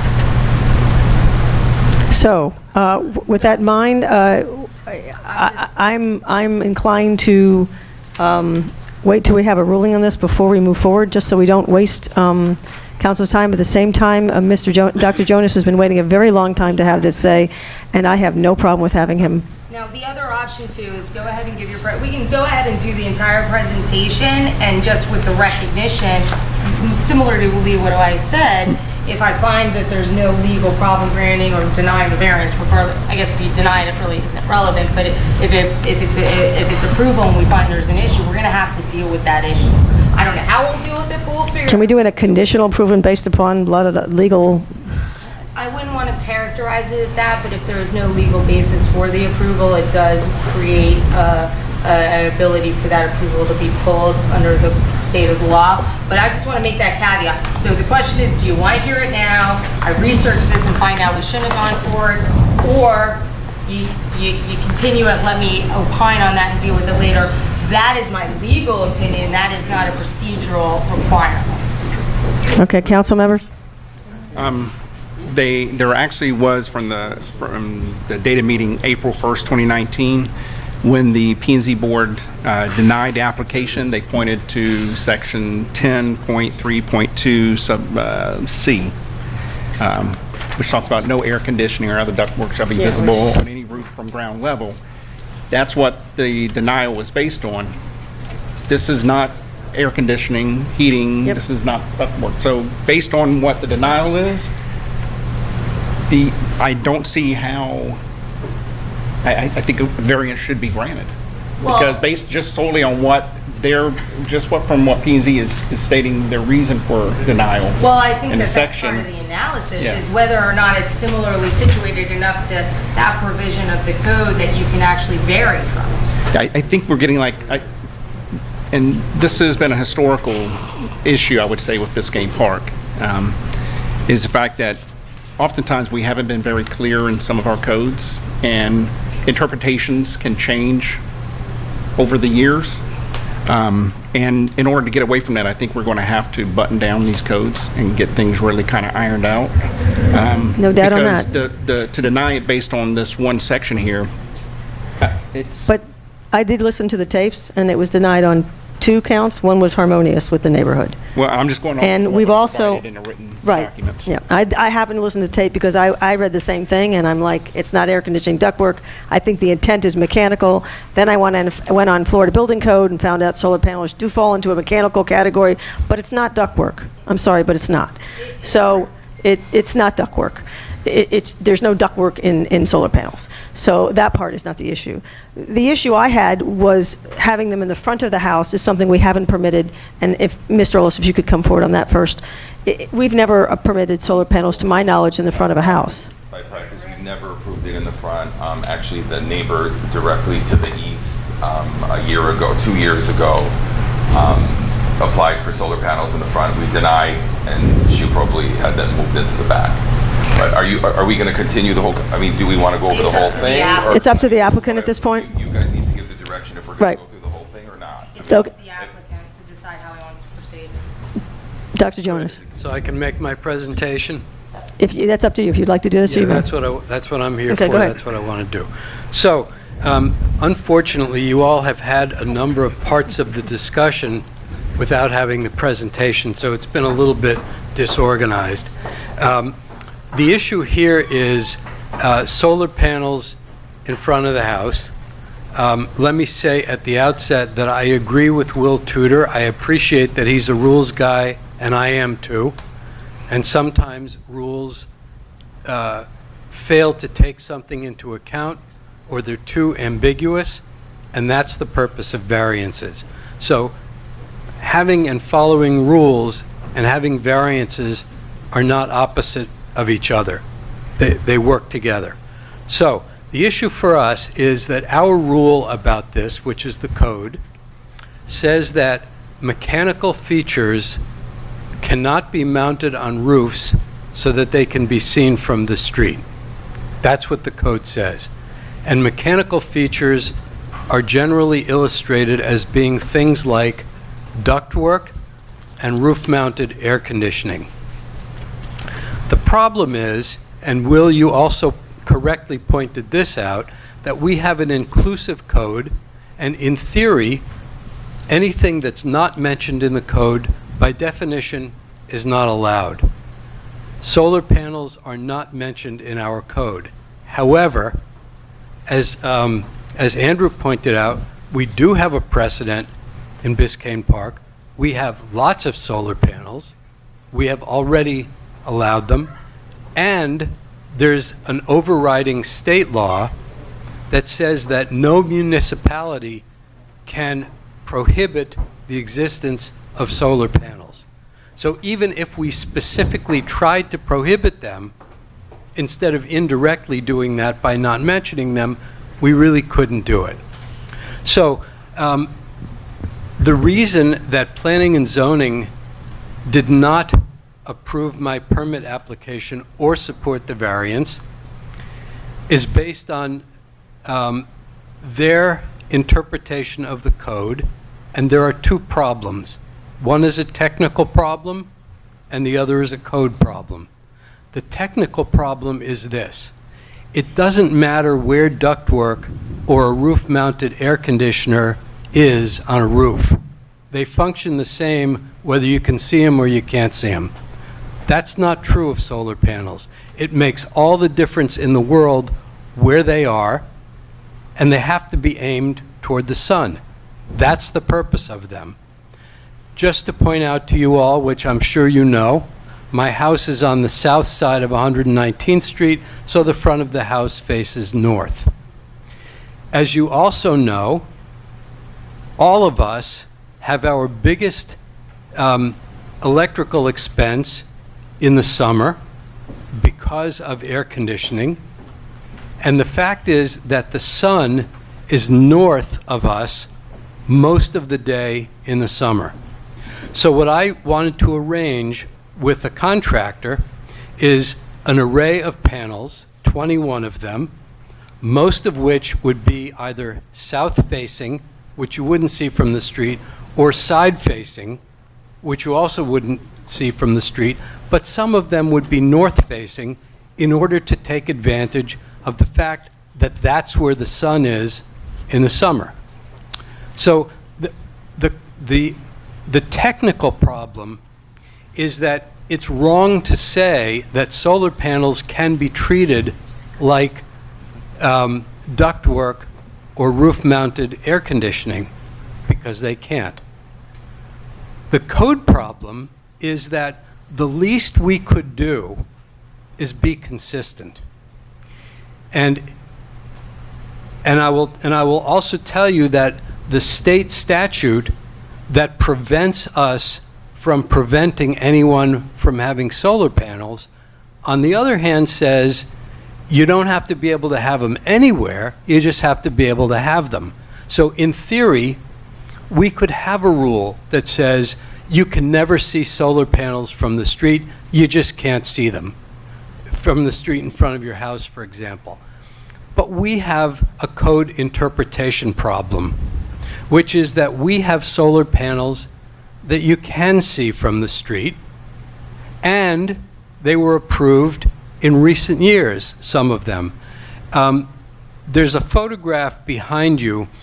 That's not the first one I wanted you to see because it's not Biscayne Park, it's El Portal. There's a house in El Portal that has a large array of solar panels, and as far as I know, they're all visible from the street in front of the house because the house is on the north side of the street, and it's traditional that solar panels in the northern hemisphere would be positioned to face south.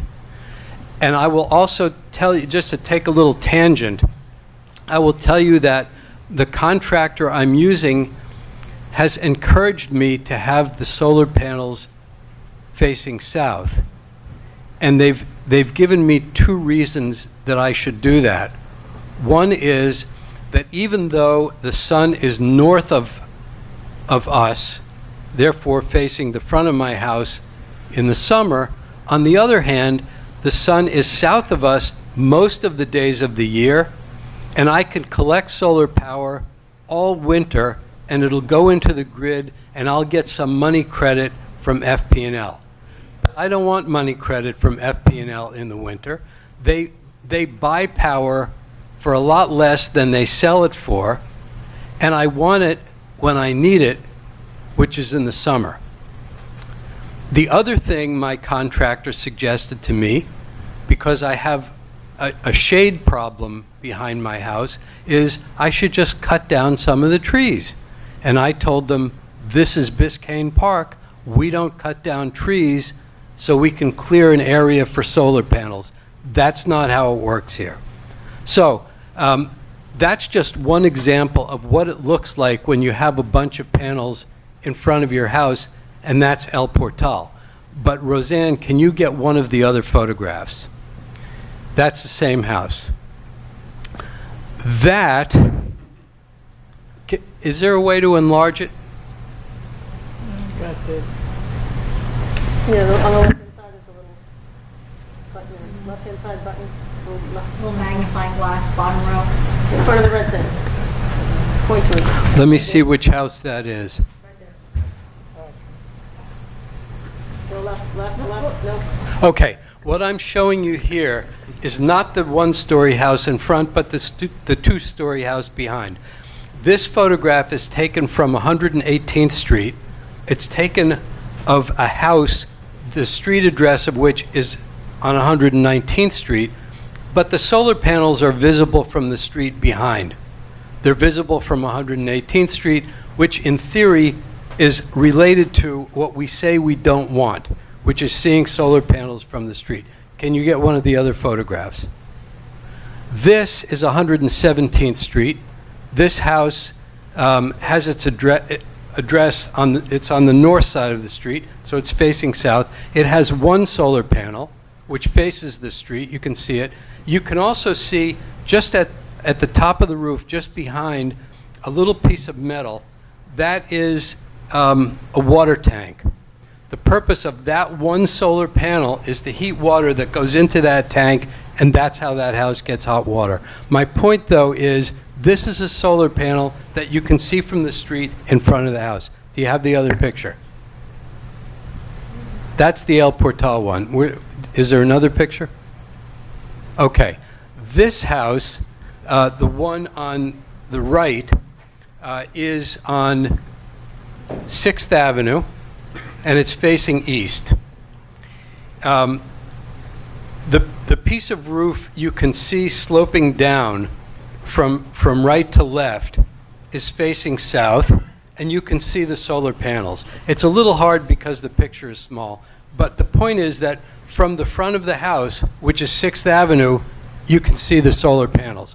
So what I'm saying to you is, if in reality we allow solar panels, regardless of what the code says, and if in reality we allow them to be seen from the street, including the street in front of the house, therefore, that's what I want.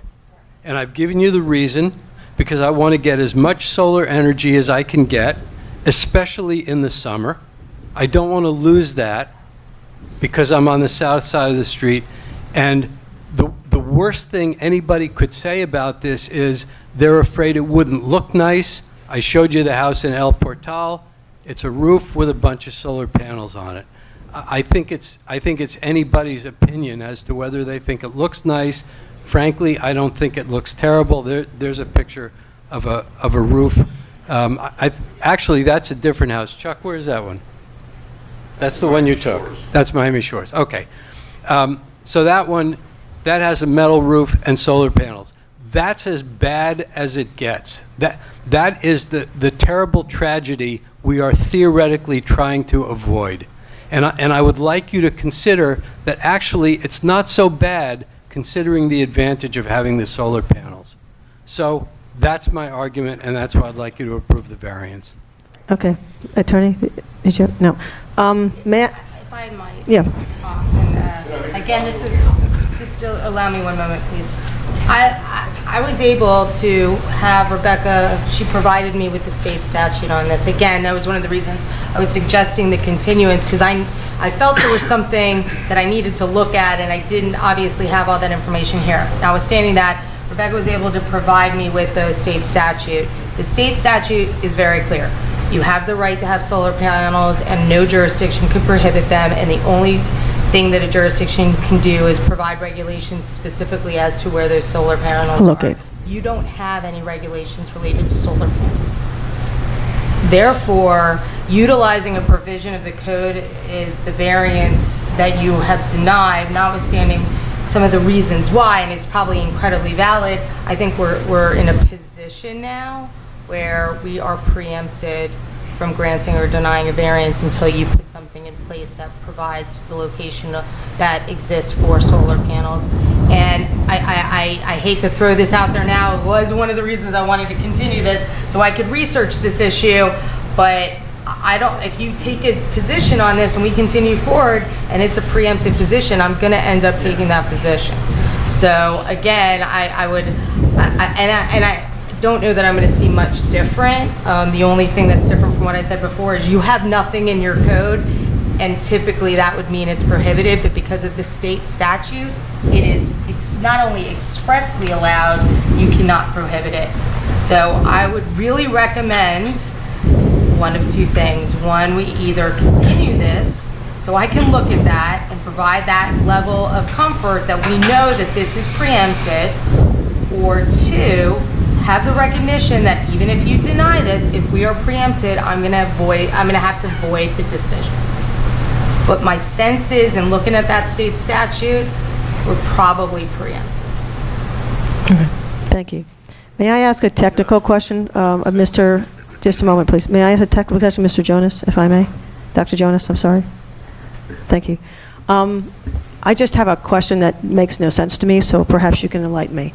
If the sun basically is 28 degrees in the summer, in the winter, which I know you don't care about because that is your issue, wouldn't the trees then prohibit even getting the southern-facing ones having sufficient sun if it's sitting at 28 degrees? And then if it comes up to 86 degrees, and by the way, for those of you wondering, I just basically got this off of the sun position in Florida from it's a University of Central Florida, Florida Solar Energy Center. So if it's going to sit up at 86 degrees in the summer, which is when you want your energy, but and I just want to know what your expert said, just out of curiosity here, because this is what was bothering me when I was reading it, not just the position, because I'm for solar energy. But if this is the north-facing wall here, and the sun is coming at 86 degrees this way, and your panels are facing flat this way, you're not going to get the advantage of those solar panels. So I'm curious what your expert said and what they recommended. I'm not entirely sure I understand your question, but I will tell you that sort of the informal pointing and bending you did there is not consistent with reality in the summer. It is according to, I'm sorry, but I'll submit this, the sun's position in Florida, according to the Florida Solar Energy Center, 86 degrees. I just don't understand why you would want panels that are not going to get sufficient energy in the front of your, let me just finish and then you can comment all the way. You're not going to get sufficient energy because they're facing the wrong way. They're facing this way when the sun's coming in this way. It doesn't make any sense. So I was just curious what your expert had recommended to you. If you look at the backup for this issue, and some of it was put into the backup out of order. Some pages of the backup are where they're not supposed to be. But there was one schematic of the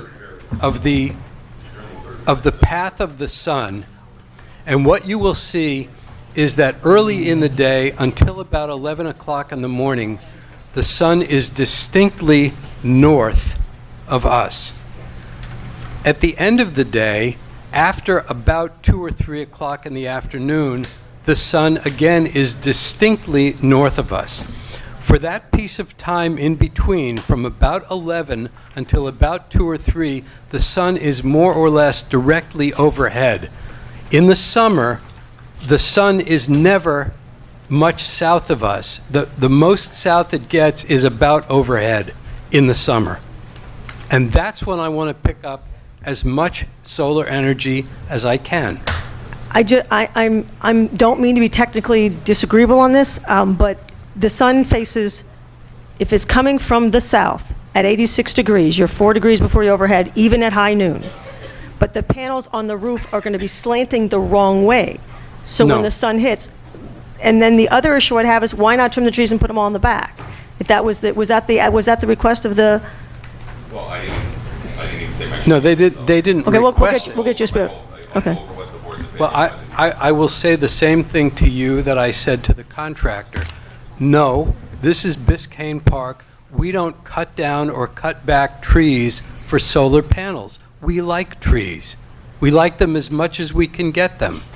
That's sort of part of our point. In fact, if we were to have a brand, that would probably be it. Okay. Thank you. Thank you, sir. Is there anything else you want to add? I'm sorry. The position of the board was, and do you mind speaking in the mic for me, please? I'll be really brief because it's getting really late. Dr. Jonas did bring the contractor, and the contractor, we have architects and GCs, and I've done homes with solar panels myself, and we're all very familiar with it. In speaking to the solar contractor, he agreed with us that it's all the panels should be in the north or the west, in the south or in the west. Looking at the roof diagram, there is room in the back of his house where we could even tilt panels, which couldn't be seen from anywhere. You could tilt the panels to catch even more of the light from other areas. And it was pretty much, and it's in the record that it's pretty much a personal preference of Dr. Jonas that he wanted it in the front. The big thing for us was the harmonious. It's not harmonious. We don't allow it in the front. We denied it several times. I mean, one time for sure. I think there was another one along the way that was denied in the front, and they moved it. They moved it and did whatever they had to do. So. And how many panels? Was there 9 panels in the front? Because when I saw the thing, I think it was 9 panels in the front. So there's, right. So there's, if I'm doing my math correctly, 9 over 20 is about 43% of the panels in the front. Okay. Thank you. So that was a position of the board. Okay. It was unanimously denied. On the harmonious basis as well as the other one, correct? Okay. Thank you. And just before you finish with this, let me point out to you that the least we could expect in terms of something like being harmonious is that we have consistency. If we want to argue that solar panels should not be visible from the street, the least we can do is make it so that that's true. It is not. It's not true in Biscayne Park. So it's some sort of a fantasy that we just don't do it that way. I will also tell you that when I walk for exercise, I walk in the morning.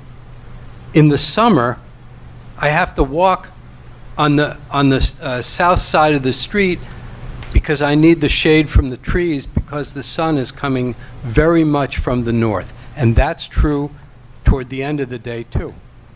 It just is. I'm not going to argue in the solar part. It's the only thing I don't agree with you scientifically. It's at 86 degrees, which does not make any sense to me. I'm sorry. But that's the only part I don't have disagreement on. But that's irrelevant to your variance.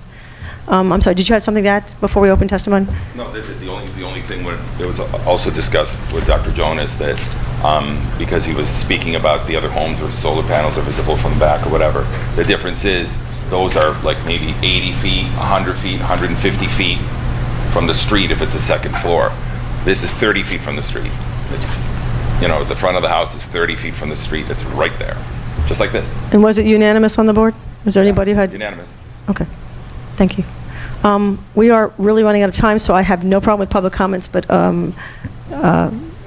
if you could keep them as brief as you could, I would really appreciate it, and support, so forth.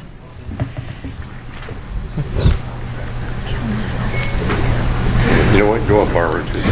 Shouldn't have this many people on Yeah, because I need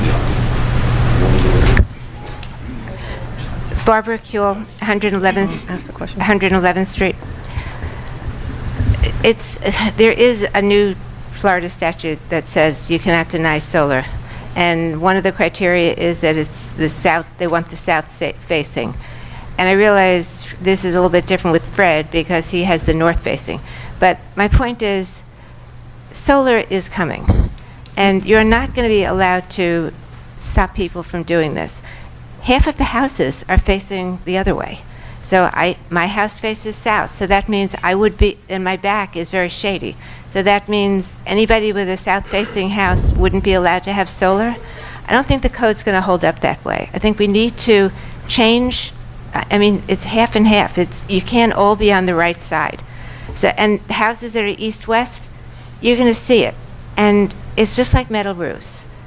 Everybody thought they were going to be so ugly, they were going to ruin the neighborhood. I was one of them. I didn't like the idea a long time ago. They've improved them. They look better. I'm used to them.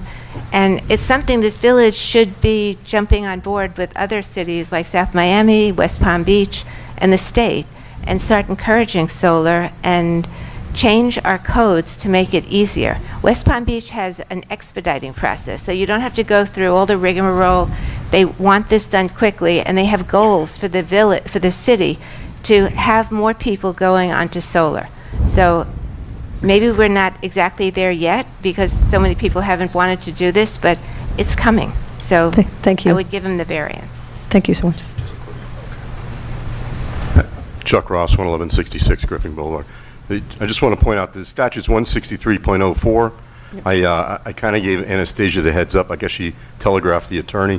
Energy devices based on renewable resources, and it's pretty specific. We can't prohibit it. And that's what I was saying earlier when I was referring to what Commissioner Tudor said. We are an inclusive code, and he thought maybe we could fall back on Miami-Dade County, and we should fix the codes. But there are certain things, even though we're inclusive, we can't stop. It's preemptive. Okay. Yeah, So the attorney said that's quite a possibility. I'm just confirming, and I'm agreeing with everything that Barbara just said, and Fred. Thank you. Thank you. My name is Carl Marcus, and I'm with Golden Solar, 1438 Northeast, 104 Miami Shores, Florida, and we're the contractor installing for Mr. Jonas. And I just want to basically second, I believe, Barbara's viewpoint that if that there are going to be many houses in Biscayne Park that they're going to have south-facing roof lines that are going to be optimal for solar. So if there's no if there's nothing on the books, then or if all those homes are prevented from solar, that would be a real shame. I mean, so because that's where optimal location for solar panels should be, on the south facing. So so that's an important point.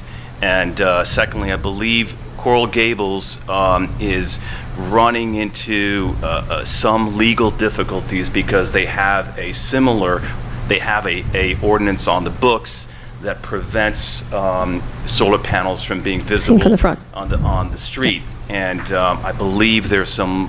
Finally, residents are got together and are proceeding with some legal issues. So, using the Florida statute as part of that legal basis. So that's all I wanted to mention. Thank you. So, and out of curiosity, your recommendation is on the south side of the face. South facing is the most optimal. Generally, south facing is optimal.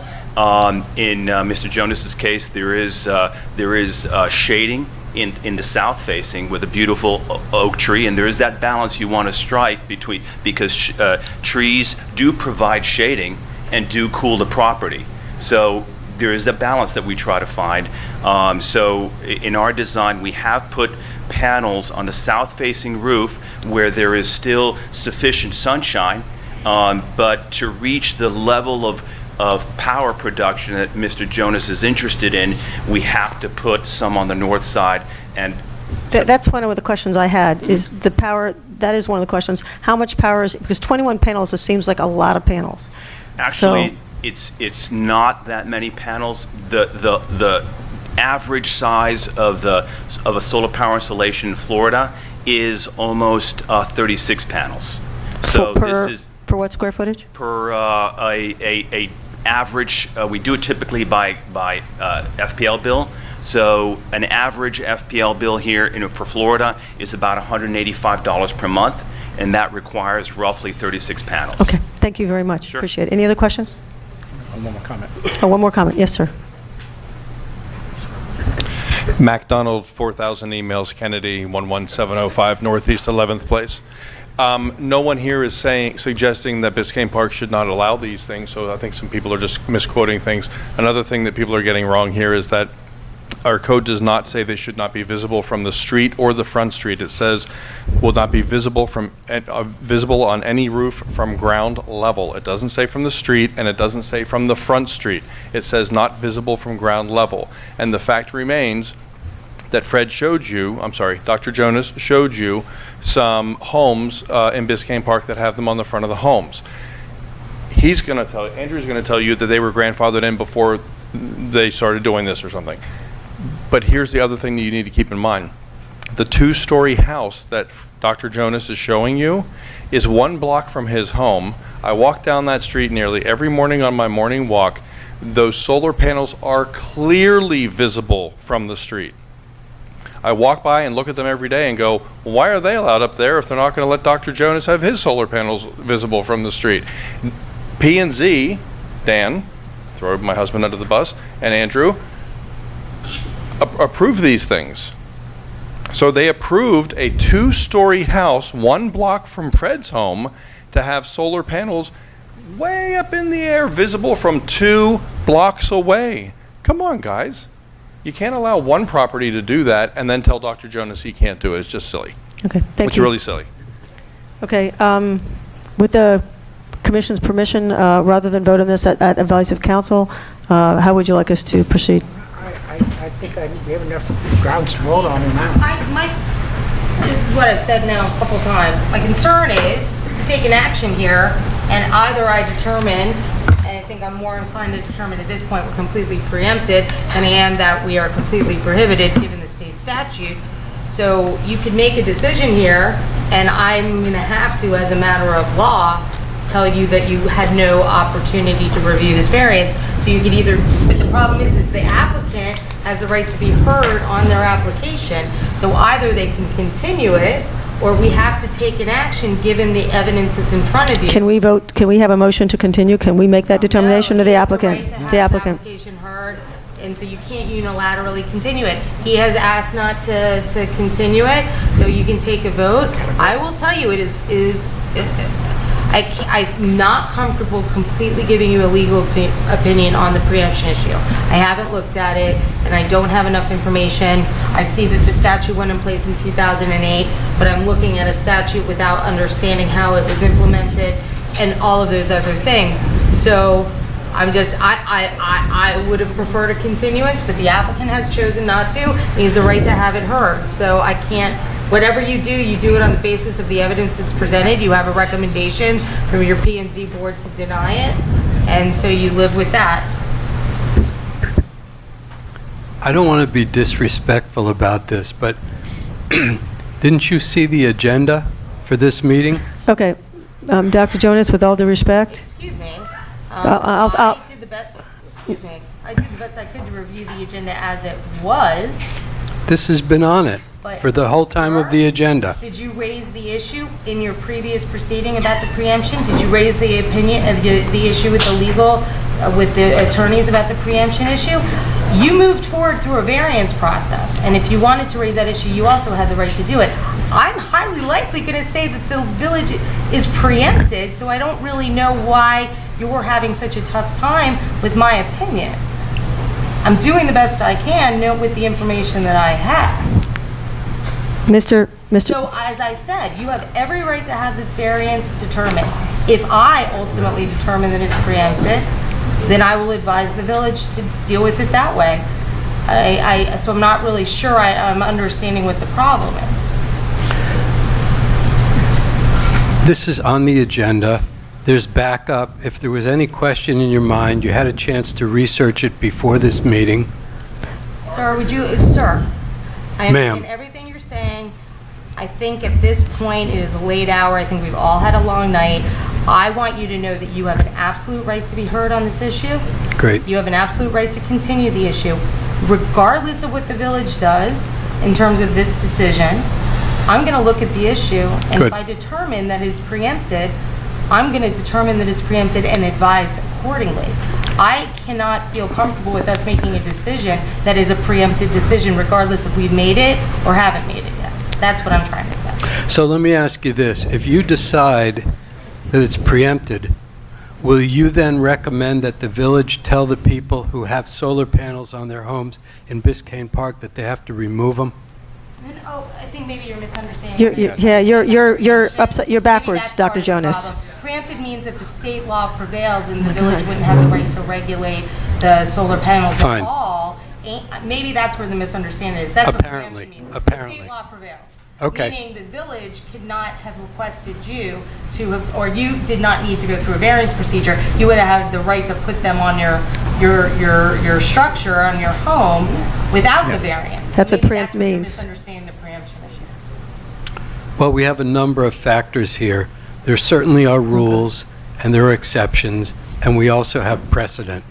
And we've said it. Well, if the state law prevails and we don't have the right to regulate Where you put your panels. the location of The your state, solar panels, the state law then says you- that the municipality does have a right to regulate where I put them. It can't prevent me from having them, but it can regulate where I put them. But we have a precedent. We allow that they are put in a place where you can see them from the street, and at least two of the houses that have that are relatively recent houses that were approved by most of the same planning and zoning board that didn't approve my application. I hear everything you're saying. Okay. I would like So- to be able to advise in the most appropriate way, but you have every right to have this heard tonight. So please move forward. And that's what I want. Okay, I have one question. Did Dr. Jonas, did anybody ask you, because you have 9 panels, which is 42% of the house, has anybody asked you to, or did any of the board members even discuss with you possibly putting less on the front and putting more on the back and the No, sides? no, their position was that none should be on the front. Okay, thank you. Right?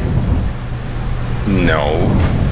We said none in the front, but just move them to the back and have them tilted.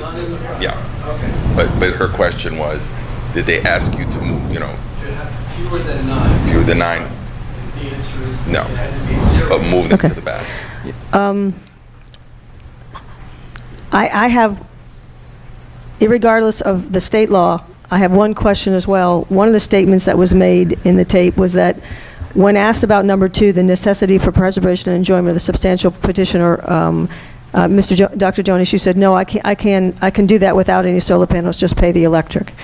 My issue on this whole variance is, 1, it's a mess from state law. 2, I support solar power, but what I'm having an issue in is there doesn't seem to be a compromise in trying to make it less aesthetic to your neighbors. Did any of your neighbors, did you have any letters at all from your neighbors saying that they don't care? Did you produce any letters at all from them saying that they don't care about it? I didn't ask them, but the village, in anticipation of this, part of the variance procedure is that the village sends mail to all of my neighbors to tell them about this. So I guess I would turn the question around and ask you, did any of my neighbors say they don't like this idea? I only got one letter. That was it. You got one letter direct, from and it one of wasn't my your, and it neighbors? wasn't a direct neighbor. No, Oh, okay. it was around the block. So apparently nobody's complaining. Okay, thank you, sir. Okay, any other closing statements? Okay. Next one's easy. Okay. So we have to take a vote on this because we're being asked to do so. You want to do closing comments, Closing comments on anybody? commissioners, on this? Commissioners? Yeah. Well, I'll be glad to give a quick little comment. My stance on this, I think I've kind of made it quite clear, is that I think this should have been improved at the P&Z level. The way the code that was referenced for the denial talks about visibility from ground level, and I rode through the park, and there is that house on 6th Avenue. You ride down 6th Avenue. It's not on the front of the property, but it's visible from ground level. There's a property that actually, I believe it's over on 115th, that you can see solar panels from Village Hall. And there's a couple other properties that I saw the same thing. So I think what we're trying to hang or what P&Z was trying to hang their hat on, I don't think they could. So, I mean, I don't see how we could deny his ability to put in these solar panels. Go ahead. I'm hesitant to grant a variance when we don't have a standard to vary from, so. I'm having the same problem. I think you mentioned 30 feet versus 100 feet. My issue is not whether or not you can see them. The question is the distance you're seeing them and how frequent. And, I'm torn because honestly, I'm absolutely, we have to move towards getting rid of fossil fuels and moving towards solar energy. So I'm torn on this because I don't want to go against what P&Z had recommended and what they've been consistently doing. At the same time, I don't want to not have solar panels. The other thing I'm torn on is I don't think having the panels on the north side of the house is going to be useful. So that's the other issue that I have. I think the amount of time and energy that we put into discussing the swale and the drainage and pervious versus impervious, I think solar merits at very least the same amount of discussion. So I think it's a premature decision and we need more concrete standards in the village. Solar is coming, absolutely. But just because there are already residences with existing panels that can be seen from the street doesn't mean we just keep doing it. Just like we don't let people keep building sheds that you can see from the street. Right? If that were the case, then these people came in with letters, they probably would plant a bush, but we're not letting that happen either. So I think if we're going to be holding up standards and being stringent across the board, then we need to have those standards and be stringent across the board. We shouldn't start granting variances when we don't have a baseline to move from. Thank you. Commissioner Samaria, excuse me, respectfully, okay?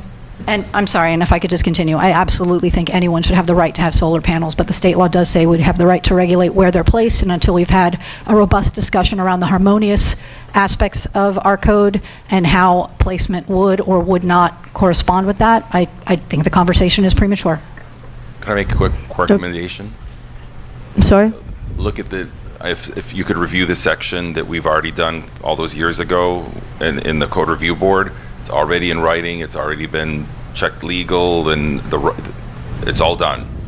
You could just take it and review it. And if you could make sure we have a copy of that shortly, that'd be done. great. Thank you. Okay, with that, we need to take a vote. Okay? There are 4 circumstances to grant a variance.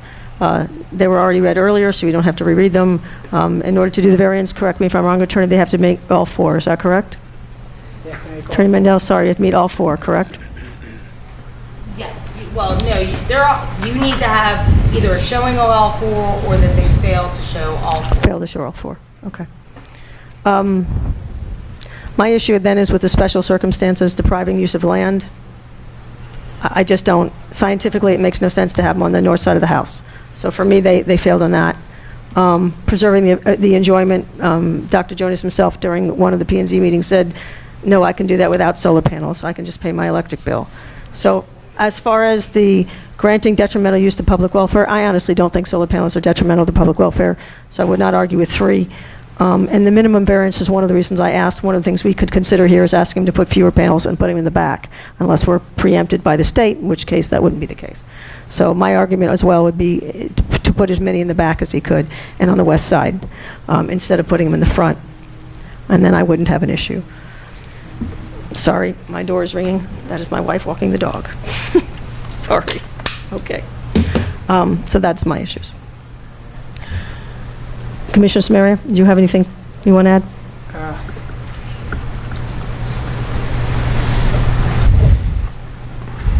Longest meeting in Exactly history. what you said, Attorney. There's chances if we vote against this, it can turn around and can come back and bite us. So my problem is, Clear. I want to clarify that. If your vote turns out after I researched this to be void because I determined that let me even step back a little bit further, and I don't want to take much more time, but I want to make this record very clear. The way the state law reads is all local governments are prohibiting solar panels. Which we're not doing. You have the right to regulate the location. The problem with your code is you don't specifically regulate the location of solar panels. I need to look at that, and I've asked to look at it a little further to determine whether or not that's enough to be a preemption or not. But and that's for the applicant to decide. The applicant is asked to go forward, so you keep this record and look at this record of the way it's brought to you, notwithstanding that legal opinion. That being said, if I go back and I research this and I determine that this entire process was preempted, it is my legal obligation to let you know that. So that is my intent. Okay, thank you. With that, it's very late. It's 11:06. So with that, let's go ahead and decide whether or not to grant or not grant the variance. We do that by roll call, or? Yes. Yes. Yes, okay. Madam Clerk, roll call, please. Mayor Tripman, Based upon 1 and 2, no. Commissioner William Tudor. Based on the 4 prongs here, I would vote to grant the variance. Commissioner Samaria, yes.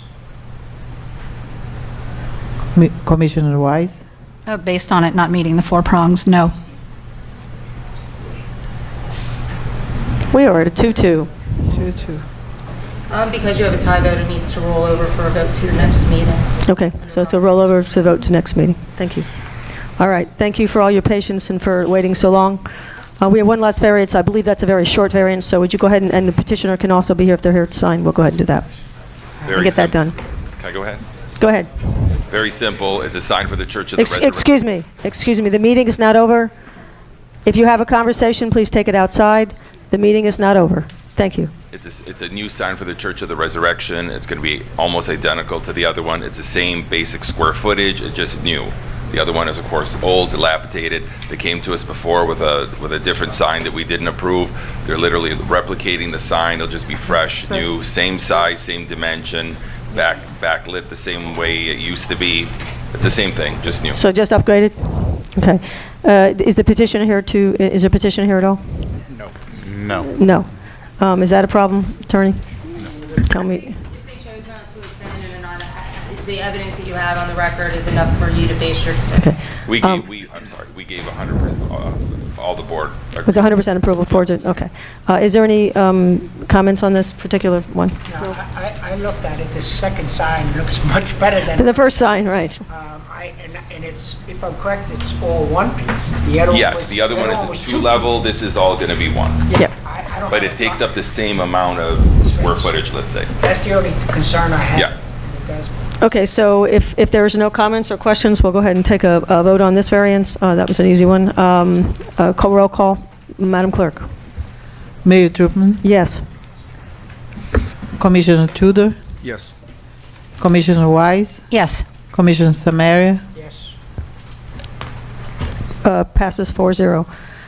We're going to go ahead and continue item number 12A as well as 12D. Village Attorney, if you could briefly, if there's anything you want to add. No, I don't have anything additional to report at this time. Okay. Village Manager, anything to add? Okay. Board Committee reports, none.